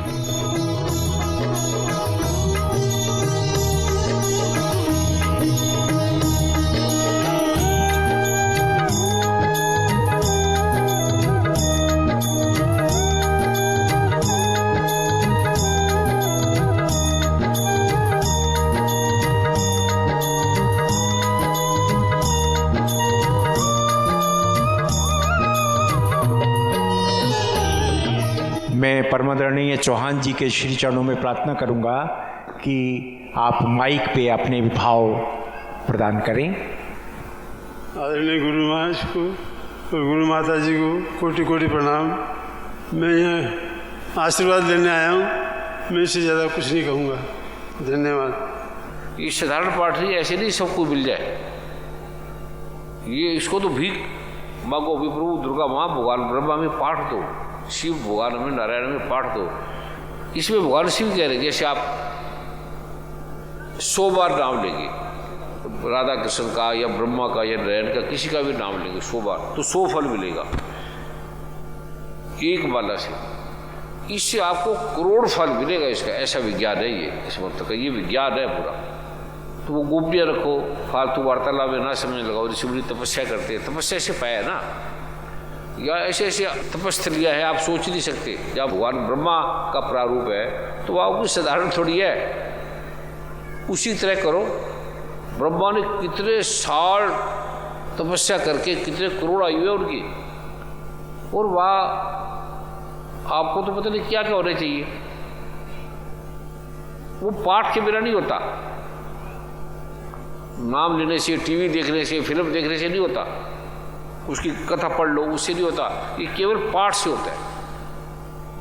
रोटी के बारे में पढ़ लो, किताब ले लो, रोटी के बारे में टीवी में देख लो, थोड़ी पेट भर जाएगा। ये ऋषियों ने तप किया है, और तप भी जो आपको 50 साल करना पड़ेगा, 40 साल करना पड़ेगा, वो आपको 2 महीने में हो जाएगा उसका फल, 2 महीने में उसका फल हो जाता है, जो सोच नहीं सकते। जो ये गोपनीय पाठ आपको दिया जा रहा है, जो मैं खुद भी नहीं मानता था, पाठ पूजा को मैं नहीं मानता था, लेकिन जब इसके लाभ देखे लोग क्या क्या ठीक हुए, और फिर पूरे वर्ल्ड की सरकारें हैरान है, बड़े बड़े वैज्ञानिक डॉक्टर कर रहे हैं। फिर इसका कोई नाम रूप के यश कीर्ति के लिए, धन के लिए नहीं है, 1 रुपया भी इसके लिए रखा जाता। हमारे संस्कृति का लोगों को पता लगे, आप ठीक हो जाओ, इससे ब्रह्मा से बड़ा कुछ नहीं है, शिव से बड़ा कुछ नहीं। ये कोई 3 थोड़ी है, ब्रह्मा विष्णु, भगवान शिव की आरती में लिखे है ब्रह्मा विष्णु सदाशिव, ये तीनों एक ही है तीन। जो ब्रह्मा विष्णु वेश को अलग बनेगा तो भृगु संहिता में लिखा है, और आयुर्वेद के ग्रंथों में लिखा है, आयुर्वेद के ग्रंथों में वाग्भट ने कहा है, चरक सुश्रुत ने कहा है कि जो ब्रह्मा विष्णु वेश को अलग बनेगा उसका पेट खराब रहेगा सदा। ये कथा लीला के लिए करते हैं भगवान, अपनी लीला। तो जो तथ्य अलग होता है, भगवान राम कौन सीता को ले जा सकता है, कौन रावण, किसी की हिम्मत नहीं सीता को छू ले। वो क्या लीला करते हैं, किस लिए करते हैं, ये हमारी समझ से परे है। जो उन्होंने कहा वो करो, गुरु कहे सो कीजिए, गुरु करे सो। गुरु क्या करे आपकी समझ में नहीं आएगा, आएगा ही नहीं ना, क्योंकि वो परा में रहते हैं, ये सारा जगत अपरा है। भगवान श्री कृष्ण ने गीता के 7वें अध्याय के 4-5वें श्लोक ने कहा है कि मेरी पृथ्वी, अग्नि, जल, वायु, आकाश, मन, बुद्धि और अहंकार, ये 8 मेरी अपरा प्रकृति है, सबसे निकृष्ट है, बेकार है, घटिया है, इसी का भी गर्व है। ये पाठ आपको परा में ले जाएगा, चोरी ठगी की जरूरत नहीं पड़ेगी। ये ऐसा अद्भुत पाठ है, एकाग्रचित होकर, बाबा दुर्गा ने कहा एकाग्रचित होकर करो। और भाव में ये दुर्गा माता आपने दुनिया बनाई है, आपने ब्रह्मा विष्णु वेश को उत्पन्न किया है, और उसको समर्पण करके ये लिखा है, ये पढ़ लेना, जो लिखा है वैसे करो। बोलने से थोड़ी हो जाए, खाली बोल लोगे, भोजन करने से थोड़ी पेट भर जाएगा, जल थोड़ी से भर जाएगा। इसका मूल है सारे पाठ का, गीता प्रेस गोरखपुर की पुस्तक है, ये मूल ये है, कीलक है। दुर्गा माँ ने कहा साफ लिखो, अगर आप ये करोगे तो आपको कार्य की सिद्धि के लिए कोई मंत्र औषधि की जरूरत नहीं पड़ेगी। आपके इस जब से सारे काम हो जाएंगे, अभिचारिक कर्म सिद्ध हो जाती है, उनकी संपूर्ण अभीष्ट वस्तु प्राप्त हो जाएगी। और ऐसा कोई कार्य नहीं जो आपका नहीं होगा, सरल है। इससे जो पुण्य मिलता है उसकी समाप्ति नहीं होती है, और कोई भी पाठ पढ़ोगे उसको पुण्य समाप्त हो जाएगा। अन्य मंत्रों में जो लगा रहेगा उससे भी पुण्य मिलता है, पर वो समाप्त हो जाता है। अतः भगवान शिव ने, नारायण ने, ब्रह्मा ने, ये सारी ब्रह्मा भगवान ने तो लिखी है। ब्रह्मवाच, ब्रह्म ने कहा, ब्रह्म ने मार्कंडेय को बोला, ब्रह्मा भगवान ने सभी वशिष्ठ को दिया।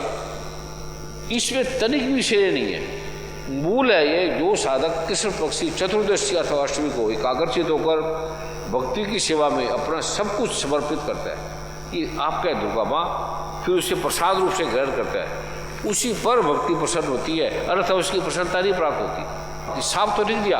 इस प्रकार सिद्धि के प्रतिबंधक रूप कील के द्वारा महादेव ने इसको लॉक कर दिया, बंद कर दिया।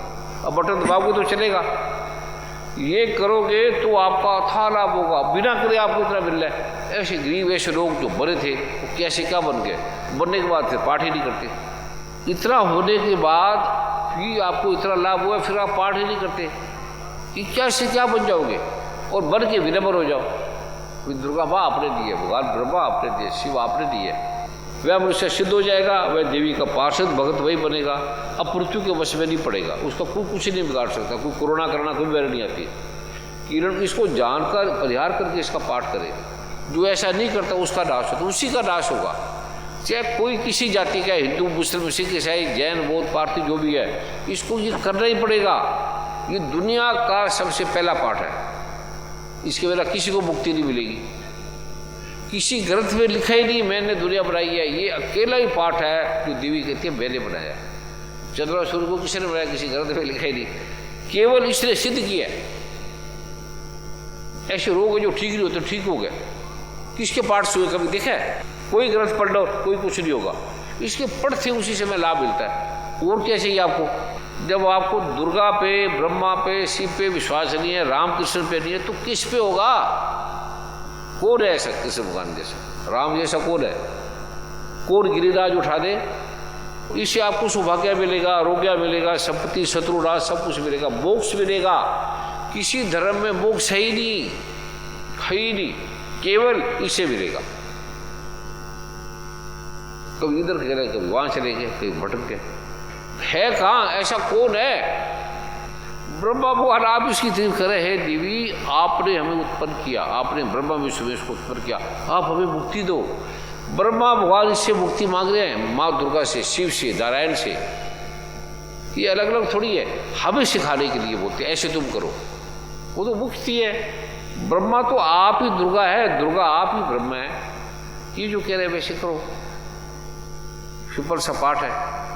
इससे नहीं पाठ होता तो रो के मांगो कि इसके बिना हल नहीं है समस्या का।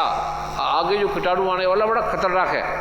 अब आपको 2-3 साल पहले बताया था कि ऐसे ऐसे कीटाणु आएंगे, ऐसे ऐसे ही होगा, आप मानते नहीं थे, अब पता लग गया ना।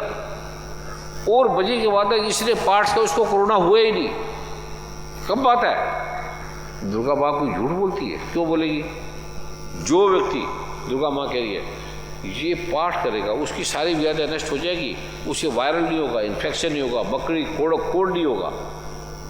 बहकर ये अब शराबी अफीम खाने के लगे तो इसके जहर चढ़ा पड़ा है। स्थावर जमीन पे, स्थावर का मतलब है जमीन, स्थावर जंगम मतलब जमीन पे, पताल पे, आकाश पे रहने वाले जितने कीटाणु हैं, वायरल है, फंगल है, कहते आपको छू नहीं सकते इस पाठ करने वालों को। सभी प्रकार के विष दूर हो जाएंगे, उसका कोई असर नहीं होगा। इस पृथ्वी पर 12 मौन तंत्र मंत्र जंत्र जो भी है इसको छुएगा ही नहीं। ये सब प्रकार के तंत्र मंत्र जंत्र कीटाणु पाठ करने वाले मनुष्यों को देखते भाग जाते हैं। 3 संध्या पाठ करना आपने, देखते भाग जाएंगे।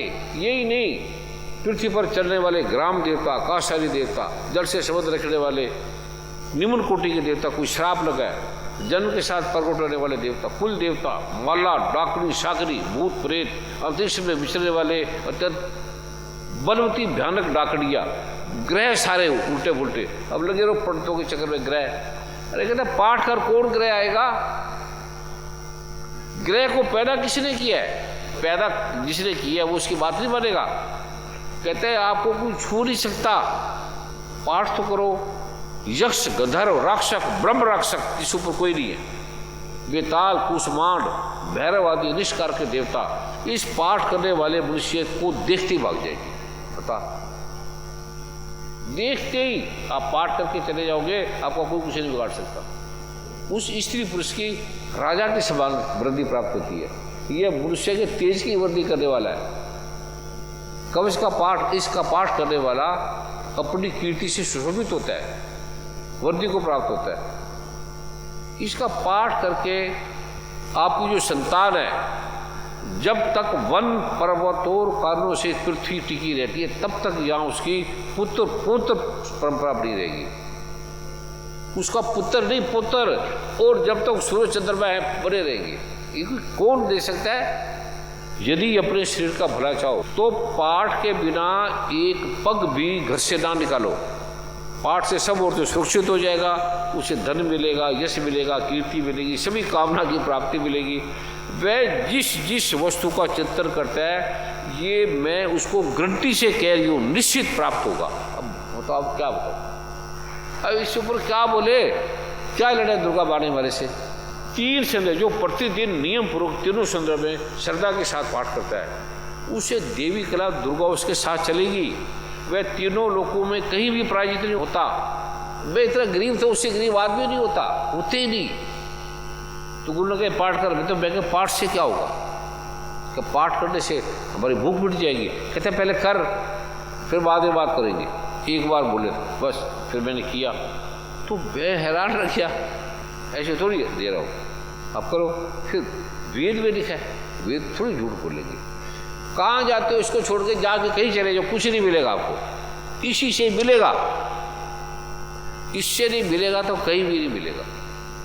इसको कर लो फिर छोड़ दो, छोड़ के देख लो, इससे आपको ऐश्वर्य मिलेगा, सौभाग्य मिलेगा, आरोग्य मिलेगा, संपत्ति मिलेगी, शत्रु नाश होगा, मोक्ष मिलेगी। ये मैं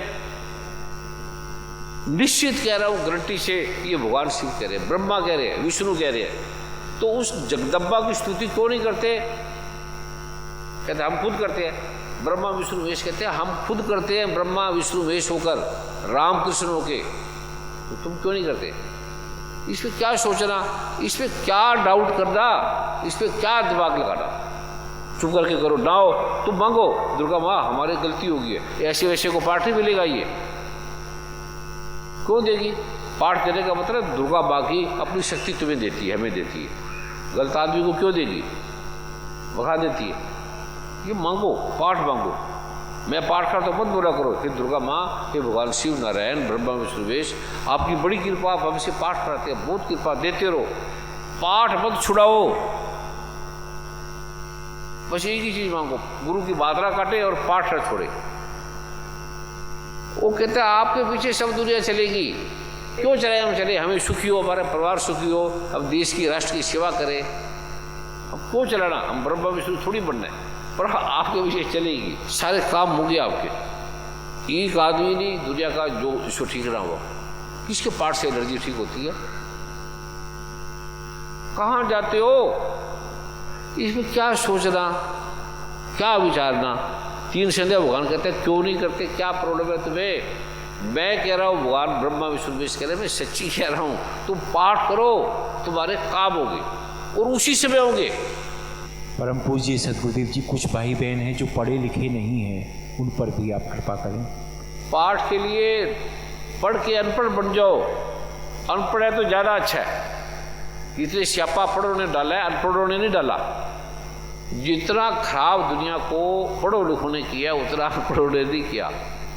सभी लड़ाई झगड़ा बेकार की चीज़ें, क्योंकि पढ़े लिखे सरल हो तो बहुत अच्छी बात है। पढ़े लिखे हर चीज़ को बिजनेस में लेगी, हर धन कमाना, धन कमाना, क्या कमाना? पंडित चले जाओ तो उनको पंडित को श्राप मिले, यही पढ़े सभी पंडितों को, कि तुम कभी जिंदगी में संतुष्ट नहीं होगे। सावित्री माता ने श्राप दिया।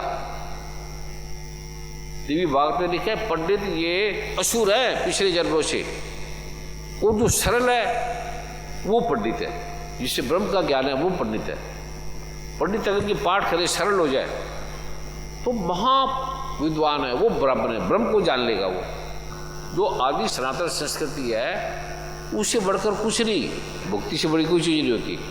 भक्ति से बड़ी कोई चीज़ नहीं भगवान की भक्ति से। या भगवान ही नहीं मानते पढ़े लिखे, कहते कोई भगवान नहीं, कोई आत्मा नहीं। जो कुछ बोले आप मत चिंता करो, आप पाठ करो, फिर आपको खुद ही नजर आ जाएगा।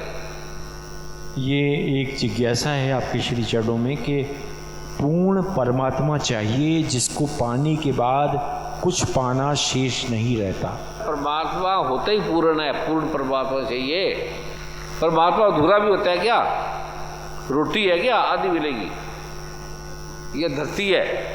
परमात्मा का मतलब पूर्ण, पूर्ण का मतलब ही परमात्मा। बुलाओ उसको। इसने प्रश्न किया, ऐसे सभी मांगते, ये सबका प्रश्न है। जिनका ये प्रश्न है आ जाए। क्या नाम है तुम्हारा?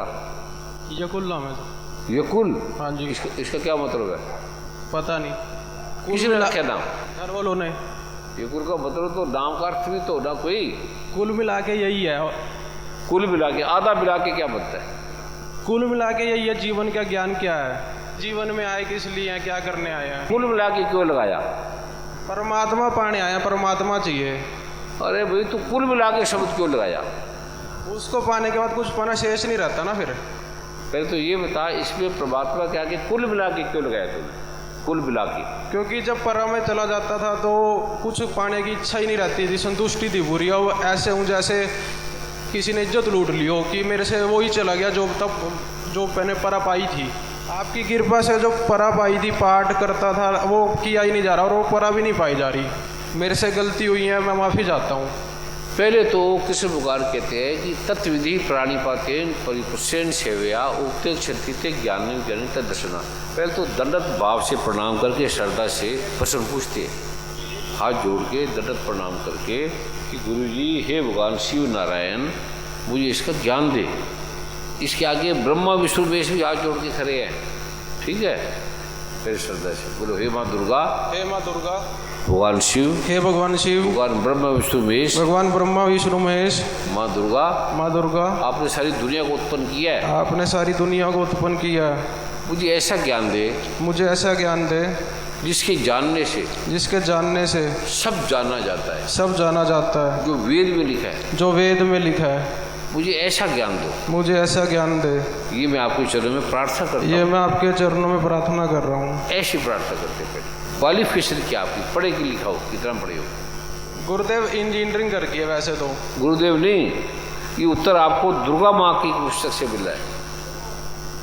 जैसे आप दुर्गा माँ को बोल लो, ठीक है, ऐसे बोलो हे दुर्गा माँ। आप परमात्मा दुर्गा माँ आप किसको मानते हो? पूजा करते हो किसी की? गुरुदेव आपको मानता था। नहीं, बिल्कुल मुझे नहीं मानना। श्री गुरु ग्रंथ साहिब महाराज। तो फिर और किसी की क्या जरूरत है? फिर हे सतगुरु श्री गुरु ग्रंथ साहिब महाराज जी, फिर ऐसे बोलो हे सतगुरु श्री गुरु ग्रंथ साहिब महाराज जी, मुझे ऐसा ज्ञान दो, मुझे ऐसा ज्ञान दो जिससे मैं अब गुरुद्वारे जाते हो? पहले जाता था, अब नहीं जाता। क्यों नहीं जाते? घर पे ही गुरबाणी सुन ली या पाठ कर लिया, वही करता हूँ। पाठ में क्या क्या करते हो? सारा पाठ करता था गुरुदेव, छूट गया वो। तो बोलो हे श्री गुरु ग्रंथ साहिब जी महाराज, हे श्री गुरु साहिब महाराज, हे सतगुरु नानक देव जी महाराज, हे सतगुरुदेव नानक जी मुझे अपना महाराज, पाठ दो, मुझे अपना पाठ दो, अपनी भक्ति दो, अपनी भक्ति दो। ये मैं आपके चरणों में प्रार्थना करता हूँ। ये मैं आपके चरणों में प्रार्थना करता हूँ। गुरुद्वारे भी जाया करो। ठीक है गुरुदेव। नंगे पैर जाना। घर से गुरुद्वारा कितना दूर है? गुरुदेव है 5-6 किलोमीटर। कार है तुम्हारे पास? साइकिल क्या है? बाइक है। एक दिन महीने में नंगे पैर जाकर, ठीक है गुरुदेव। ठीक है, श्रद्धा से, और वहाँ दंडवत प्रणाम करना है, सिर ढक के जाना है। वहाँ कितनी मर्यादा है गुरु ग्रंथ साहब में, सिखों पे? गुरुदेव वो तो है, जब मैं सेवा करता था तो लगी उसमें चला जाता था, लेकिन अब मैं जाता नहीं वहाँ। जरूर जाना है, छोड़ना नहीं।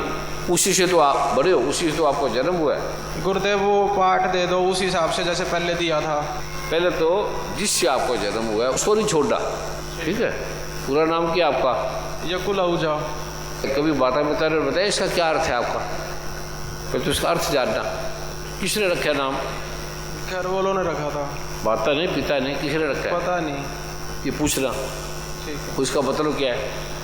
आपके नाम का पता तो लगे ना। यकुल अच्छा अर्थ होगा तो ठीक है, अगर उसका अर्थ ही गलत है तो फिर वो आदमी खराब हो जाता है, ठीक है। ठीक है। जैसे राम का नाम है, ये रावण भी नाम है, तो रावण के नाम से वैसी बुद्धि हो जाएगी, ठीक है। और राम के नाम से वैसे हो जाएगा। कृष्ण और कृष्ण में क्या फर्क है? एक ही राशि दोनों की। उनमें अहंकार नहीं था, उसमें अहंकार था। हाँ, ऐसे यकुल पहले तो नाम अपना देखो, उसका मतलब क्या है, ठीक है। और तीसरा मैं तुम्हें पाठ दे रहा हूँ। श्रद्धा से मांगना है, श्रद्धा से रहना है, गुरुद्वारे भी जाना है, वहाँ सेवा करना है, ठीक है गुरुदेव। और ऐसी श्रद्धा से बोलना है। ठीक है गुरुदेव। तुम लायक हो, अच्छे बेटे हो, इंटेलिजेंट बेटे हो। सबसे पहले तो सबसे बड़ी संसार में माँ होती है, ठीक है। दुर्गा माँ से बड़ी कौन सी माँ है गुरुदेव? दुर्गा माँ से पहले अपनी माँ होती है। दुर्गा माँ कहते हैं कि जिसके द्वारा मैंने तुझे पैदा किया वो बड़ी है मुझसे, ठीक है। मेरे से सकाम कर्म नहीं होता गुरुदेव। सकाम नहीं बोलता, निष्काम बोलता हूँ बेटे। ये जो वो बोलता हूँ जो कृष्ण भगवान करते हैं, जो शिव करते थे, जो ब्रह्मा करते थे। तुम जब तक माता पिता के चरणों को नहीं छुएगा तब तक तुम्हें सद्बुद्धि नहीं आएगी। जिसने पैदा किया है, जिस दियो तिसी बिसरायो ऐसो नमक हराबी, जिसने जन्म दिया उसको भूल गया, ऐसा काम नहीं होता। जन्म तो गुरुदेव परमात्मा ने दिया ना। नहीं, माँ ने दी है, माँ परमात्मा है। माँ के द्वारा भी परमात्मा ने दिया ना। नहीं, माँ अपने भी परमात्मा है। गुरु ग्रंथ साहब में ये साफ लिखा है कि आपका पहला गुरु है वो माँ है पहले।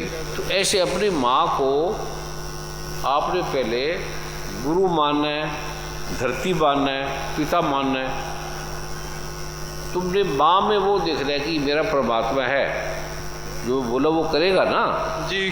तो 5 दिन ही माँ के चरण ऐसे दंडवत प्रणाम कर दे, चाहे सोइयों को कर दे। तू क्या कह रहे भाई इसमें इतनी शांति मिल गई? गुरुदेव शांति नहीं, शांति देने वाला चाहिए। अरे वही तो दे रहा हूँ तुझे,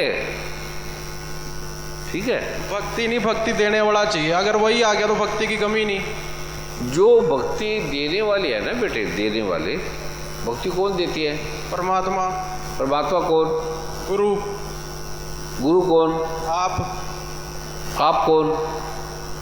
परमात्मा। ठीक है, तो मैं परमात्मा हो गया ना। हाँ। जो मैं कहूँगा वो करोगे ना फिर? गुरुदेव जो मर्जी करा लो, बस वो दे दो, नहीं तो फिर मौत दे दो। अब मैं तेरी मानूँ तो मेरी बनेगा। मैं आपकी मानने को तैयार हूँ, बस वो दे दो। वही देने के लिए बता रहा हूँ ना, जो तू चाहता है वही तो दे रहा हो ना बेटे। गुरुदेव जब हाथ चलता था तब मजा था, अब नहीं मजा गुरुदेव। फिर चलने लग जाएगा, फिर आने लग जाएगा। दे दो गुरुदेव, आप तो तत्क्षण दे सकते हो। फिर तू दंडवत भाव से बोल। मैं दंडवत गुरुदेव प्रणाम भक्ति भाव से मांग रहा हूँ गुरुदेव। इसको छोड़ना नहीं, स्वभाव को। ठीक है गुरुदेव। हर बात में सत्यम शिवम सुंदरम बोल रहा है। गुरुदेव आपकी कृपा थी कि सबको देवी देवता के हिसाब से लेता था, पर अब नहीं लिया जा रहा, क्योंकि गिर गया है किस हिसाब से। जैसे आप कहते हो कि कई ब्राह्मण गिर गए, उस हिसाब से मैं गिर गया। मैं माफ़ी मांग रहा हूँ उसके लिए। मेरे से गलती हुई, मैंने बात काट दी थी। कोई बात नहीं, परमात्मा दयालु है, तुझे माफ़ करेगा। तुझे वो परमात्मा भी तो मिल जाएगा ना। गुरुदेव आज वो भी दिखा दो ना, टुकड़ा मुरारी कैसे होता है। करेगा तो तुझे पता लग जाएगा ना। ठीक है गुरुदेव। तो जो बोला उसको करे, ठीक है गुरुदेव। और तुझे मिल जाएगा। क्यों नहीं मिलेगा? गुरुदेव पाठ भर दो, उसको खाली है, उसमें मज़ा नहीं आता। तुझे सब आने लग जाएगा ना बेटे। अब मैं तुझे बताऊँ या तू जान गया सब? गुरुदेव मैं समझ गया, वहाँ जाके मिल जाएगा। कहाँ पर? गुरुद्वारे में। गुरुद्वारे भी जाके यही करना पड़ेगा जो मैं बोल रहा हूँ। गुरुदेव आपने कह दिया वो तो हो गया। हो गया ना? हाँ। इसी में रहना, विनम्रता में, दंडवत भाव से सत्य बोल रहा है और सुंदरम बोल रहा है। माता जी को क्या बोलते हो? मम्मी। मम्मी। मम्मी एक्चुअली में क्या है? तेरे से पहले क्या थी वो? पत्नी। किसकी? पापा की। आपके पिता की पत्नी थी ना? हाँ। तो अगर आप बोलो हे मेरे पापा की पत्नी, सच्ची बात है ना, सुंदर नहीं लगेगा? नहीं, बात तो सच्ची है। अभी भी तेरे पापा की पत्नी है, बोलो हे मेरे पापा की पत्नी मेरे लिए पानी ला। गुरुदेव बोलने का क्या अंदर क्या वो होना चाहिए ना मेन तो। नहीं, वाणी शुभ हो पहले, सबसे पहले, तभी तो मम्मी बोलते हैं ना। मम्मी सुंदर शब्द है ना। ठीक है। ठीक है गुरुदेव। अब मैं तुझे बोलूँ या तू जान गया? मैं समझ गया, मेरी गलती थी इसलिए हुआ है गुरुदेव। वो गलती तेरी बाप होगी। उसको भर भी देना है, उसको भर दो। अभी भरते 10 मिनट में, अभी सबका ही भरी जाएगी। फिर थैंक यू। अभी 10 मिनट में सबकी भर जाएगी। ये टुकदम करारी जे करे हाजर हुजूर खुदाई। टुकदम, भगवान ब्रह्मा कहते हैं तत्क्षणात।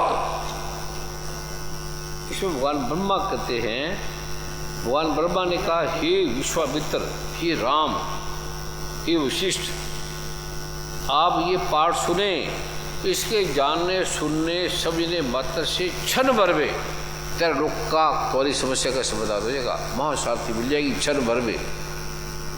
ठीक है बेटे। ये कुल सबसे पहले तूने क्या करना? उठकर प्रणाम। किसको? आपको नहीं, माता को। आप गुरुदेव गुरुबानी कह रही है, उसको तो मानना पड़ेगा ना। उसको भी मान लेना, पहले तो मेरे वाली बात मान लो ना। तो आपकी तो मान रहा हूँ ना पहले। तो गुरुबानी ने तो माँ का ऐसा नहीं कहा माँ को ना मानो, ऐसा नहीं बोला। नहीं, माँ को भी है, पहले तो गुरु है ना। तो जो गुरु कौन है? आप। वहाँ पे चरण भी तो आपके ही दिखते हैं ना मेरे को। सबसे पहले जो गुरु कौन है, आप गुरु को जिसको मानते हो, सबसे पहले गुरु ग्रंथ गुरु है। हाँ तो उसको प्रणाम करता हूँ, आपके चरण दिखते हैं मेरे को वहाँ। नहीं, उसके चरण नहीं है वो, एकदम उसके चरण नहीं, वो सर्वव्यापी है गुरु। फिर गुरु ग्रंथ साहब सर्वव्यापी है। वो तो मैं मान गया, काल पुरख है गुरु, इसलिए पहले उसको प्रणाम करना जो आपके अंग संग है, बस। ठीक है जी। शिव भगवान गुरु गीता में कहते हैं, गुरु झूठ बोलते हैं सच बोलते हैं, तू मान ले। ठीक है जी। कोई हफ्ता ऐसे मान ले। जो गुरु साहब ने कहा है, एक ओंकार क्या है, एक ओंकार कहाँ का रहता है? 3 अक्षर है, आ ऊ माँ। जो आपने बताया था कि कोई भी शब्द है उसमें आ ऊ या माँ आएगा, जिसमें नहीं आएगा वो परमात्मा है। जिसमें नहीं आया तो वो परमात्मा है, आपने ही बताया था ये। दोबारा बताओ बरोबर जी। इनका कहना है कि हर अक्षर में आ उ मा आता है, जिसमें नहीं आता वो परमात्मा है। इनका ये कहना है। वो शब्द है, वो परमात्मा का वास्तविक रूप है, वो निराकार है। अभी हम सकार से चालू कर रहे हैं। ये जो ओम है ये सकार है, जिसमें ओम भी नहीं रहेगा वो परमात्मा हो जाएगा, वो ओकार की तरफ चला जाएगा, निराकार, वो सत्य वास्तविक स्वरूप में चला जाएगा। ठीक है। गुरुदेव एक प्रार्थना हो रहा है, जैसे गुरुबानी कह रही है सर्व रोग का खुद नाम है, तो गुरुदेव मेरे को औषधि वगैरह कुछ यूज़ करने में मज़ा नहीं आता। मैं पाठ पे डिपेंड रहता हूँ, क्योंकि श्रद्धा भाव भक्ति तो उसी से आएगी ना, मेरे को पाठ से मिला है, परमात्मा से मिला है। अब मेडिसिन वगैरह तो ऐसे लगता है कि हाँ मेडिसिन से हो गया। जैसे मेरे को खांसी हुई थी, मैंने 6 महीने दवाई नहीं खाई, मैं मर दूंगा, पाठ से ठीक होऊंगा, हुआ ही नहीं। 6 महीने बाद मेरे को गोली खानी पड़ेगी थी, इसलिए मेरी श्रद्धा टूट गई थी। तो आप कृपा करो कि सर्व रोग का खुद नाम जैसे लिखा है कि हर बीमारी का इलाज पाठ से, जैसे उसी से हो, जो हो उसी से श्रद्धा विश्वास। अब गुरु तू है या मैं हूँ? ये भी तो गुरुदेव आप ही कह रहे हो ना, आप गुरुवाणी भी गलत थोड़ा ना है। तो जो मैंने कहा है वो तो गुरुदेव करूँगा, उसके लिए मना ही नहीं है। जो सबसे पहले, अब डॉक्टर ने आपको कल दवाई दी, एक आज दे रही है, एक बिना ब्याज पे दी, एक आज दे रहा है। जो बिना पहले दी है वो ठीक है, या जो आज दे रहा है वो ठीक है? जिसमें बढ़िया दे दी वही ठीक है। समझदार डॉक्टर है या पेशेंट? डॉक्टर जो बोलता करो, जो एक महीने पहले वो उसमें उसकी जरूरत थी ना बेटे, जी आज इसकी जरूरत है। ठीक है। ठीक है। कल डॉक्टर ने आपको पैरासिटामोल दी, एंटीबायोटिक दे दिए, आपने खाई, अब उसकी जरूरत नहीं है। अब आपका बुखार उतर गया, पैरासिटामोल की जरूरत नहीं है। ठीक है। थोड़े पल पहले ये कर रहे हैं, भाव से अपनी माँ को प्रणाम कर रहे हैं, भाव से। वो तो मैं कर दूंगा गुरुदेव, उसके लिए मना नहीं है। ये नहीं बोलना कर दो, अभी कर दो। कर दिया गुरुदेव। अब जो मैं तुझे बोलूँगा वो लौकिक नहीं होगा, जी अलौकिक होगा। जी ठीक है। जी। तो उसमें एक बात का ध्यान रखना, उसमें खोना नहीं है। जी। तो तू जगत में नहीं जाएगा, तरह तरह करके मैं वहीं पड़ा रहूँ, वो नहीं करना। गुरुदेव जगत में रखा भी गया, देख लिया, सारे जे भी काटते हैं। अभी पहले अपनी बात कर ली है, तू नहीं जानना पहले। ठीक है गुरुदेव। जगत की बात नहीं करनी। जिस प्रश्न पे तू आया है उस प्रश्न पे पहले रहना है। ठीक है। जी वो बात नहीं करनी। पहले जो गुरु बोल रहा है उसको करता चल भाव से। जी। पहले हे माता पिता, मैं आपको प्रणाम करता हूँ। प्रणाम। ठीक है। जिसने हमें तन दिया है, मन दिया है, जिस माता से हमारा जन्म दिया है, जिस पिता से, उसको प्रणाम करना है। जी। ठीक है। अगर वो होती तभी तो हमें ज्ञान मिल रहा है ना, उसका धन्यवाद देना है। जी। ठीक है। अब मैं जो कराऊंगा वो आपने करना है। जी। बस। जो पूछूंगा सत्यम शिवम सुंदरम से, जी। अतर्क से नहीं, तर्क से। जी। ठीक है। जी। जो सामायिक तर्क है, जो सत्य तर्क है, जी। वाद विवाद नहीं, निर्विवाद, जी। श्रद्धा से जी। समझ जाएगा। अभी 10 मिनट में समझ जाएगा। थैंक यू नहीं बोलती, कृपा। अभी समझदार नहीं बनना हमने। अभी हमने मैं मूर्ख खल खामी, मैं अवगुण आ रहे कोई गुण नहीं, गुरु ग्रंथ साहब में लिखा है ना। ये रियलिटी है। हाँ जी, रियलिटी है ये तो। ऐसे बोले हैं गुरु ग्रंथ साहब जी महाराज, सदगुरु, मैं अवगुण आ रहे कोई गुण नहीं, आप पे तरस भी हुई तो मुझे अपनी शरणागति दो, अपनी कृपा दृष्टि दो, बस। ठीक है गुरुदेव। फिर ये इस भाव से। ठीक है गुरुदेव। अभी जो मैं सबको कराऊंगा आपके लिए सबको कराया जा रहा है, उस श्रद्धा से लेना। आगे से क्या बोल रहा है? सत्यम शिवम सुंदर बोल रहा है, बस सत्य बोले और सुंदर बोल रहा है, और सदा, ये नहीं कि टेम्परेरी, ठीक है। और पहली बात तो इससे तेरा हो ही जाएगा, ये जो मैं कराने जा रहा हूँ इसे तो अपने आप ही ऐसे हो जाएगा। पहले उसका पहला दूंगा, सबसे पहले सुबह उठते माँ को प्रणाम करना है, ठीक है। और फिर जो ये मैंने दूंगा ये सुबह आपने 10 मिनट से ज़्यादा नहीं करना, जो आप अभी कराएंगे ना 10 मिनट से ज़्यादा नहीं करना, कि ज़्यादा बैठ फिर नशा आने चले लगते हैं, वो ज़्यादा नहीं करना, 10 मिनट से ज़्यादा नहीं करना। और उसमें दिल करेगा मैं काम ना करूँ तो मस्ती बड़ी आएगी, सिर्फ 10 मिनट ही करना और बाकी गृहस्थ का काम करना है, माता का पिता का करना है, फिर आगे आगे वो बदल के कराया जाएगा, ठीक है। अपनी मर्जी से कुछ नहीं करना, जो बताया जाएगा वो उतनी देरी करना है, फिर आगे मैं बताऊँगा इतना बड़ा करना है, ठीक है। अभी सभी कैसे बैठे हैं, आराम से बैठ जाए और पैरों की उंगलियां और हाथ की उंगलियों को ढीला छोड़ दो। वो आप देखोगे इतना रोग दूर होगा, इतनी समस्या दूर होगी। 10 मिनट में लोग कहेंगे मेरा ये ठीक हो गया, ये बीमारी ठीक होगी। ये अकाल पुरुष की, परमात्मा की, गुरु की, गुरु उसको भी श्री नहीं होता, गुरु परमात्मा ही का नाम है। गुरु ब्रह्मा, गुरु भगवान ब्रह्मा है, गुरु विष्णु है, गुरु देवो महेश्वरा, जो भगवान शिव है वो गुरु है। गुरु ब्रह्मा, गुरु विष्णु, गुरु देवो महेश्वरा, गुरु साक्षात पर ब्रह्मा, तस्मै श्री गुरु नमः।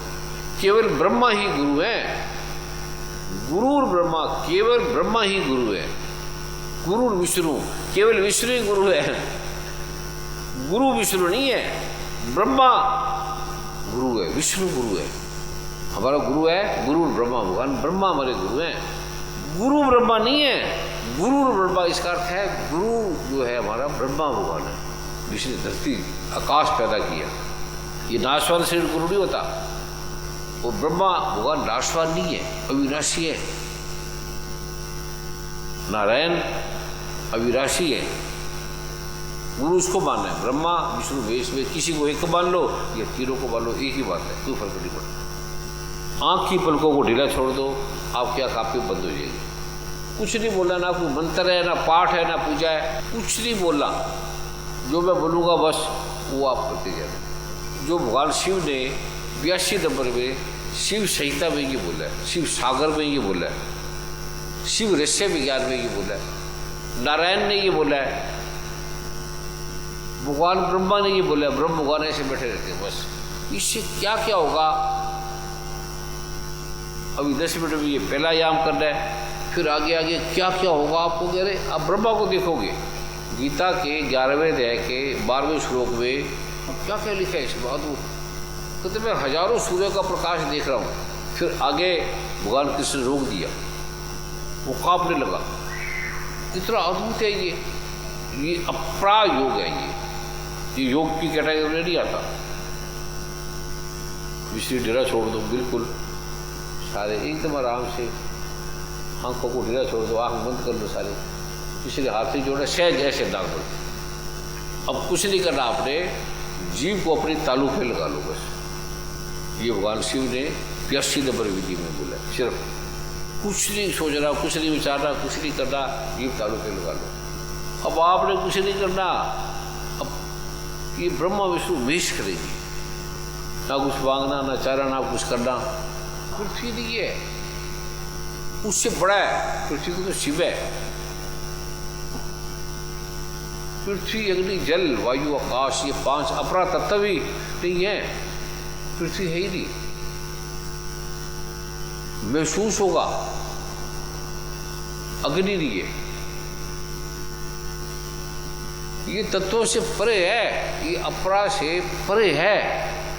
पृथ्वी की है कभी नहीं है। हवाई जहाज पे चढ़ जाओ, वह रॉकेट पे पृथ्वी नहीं है, हवाई जहाज पे नहीं है।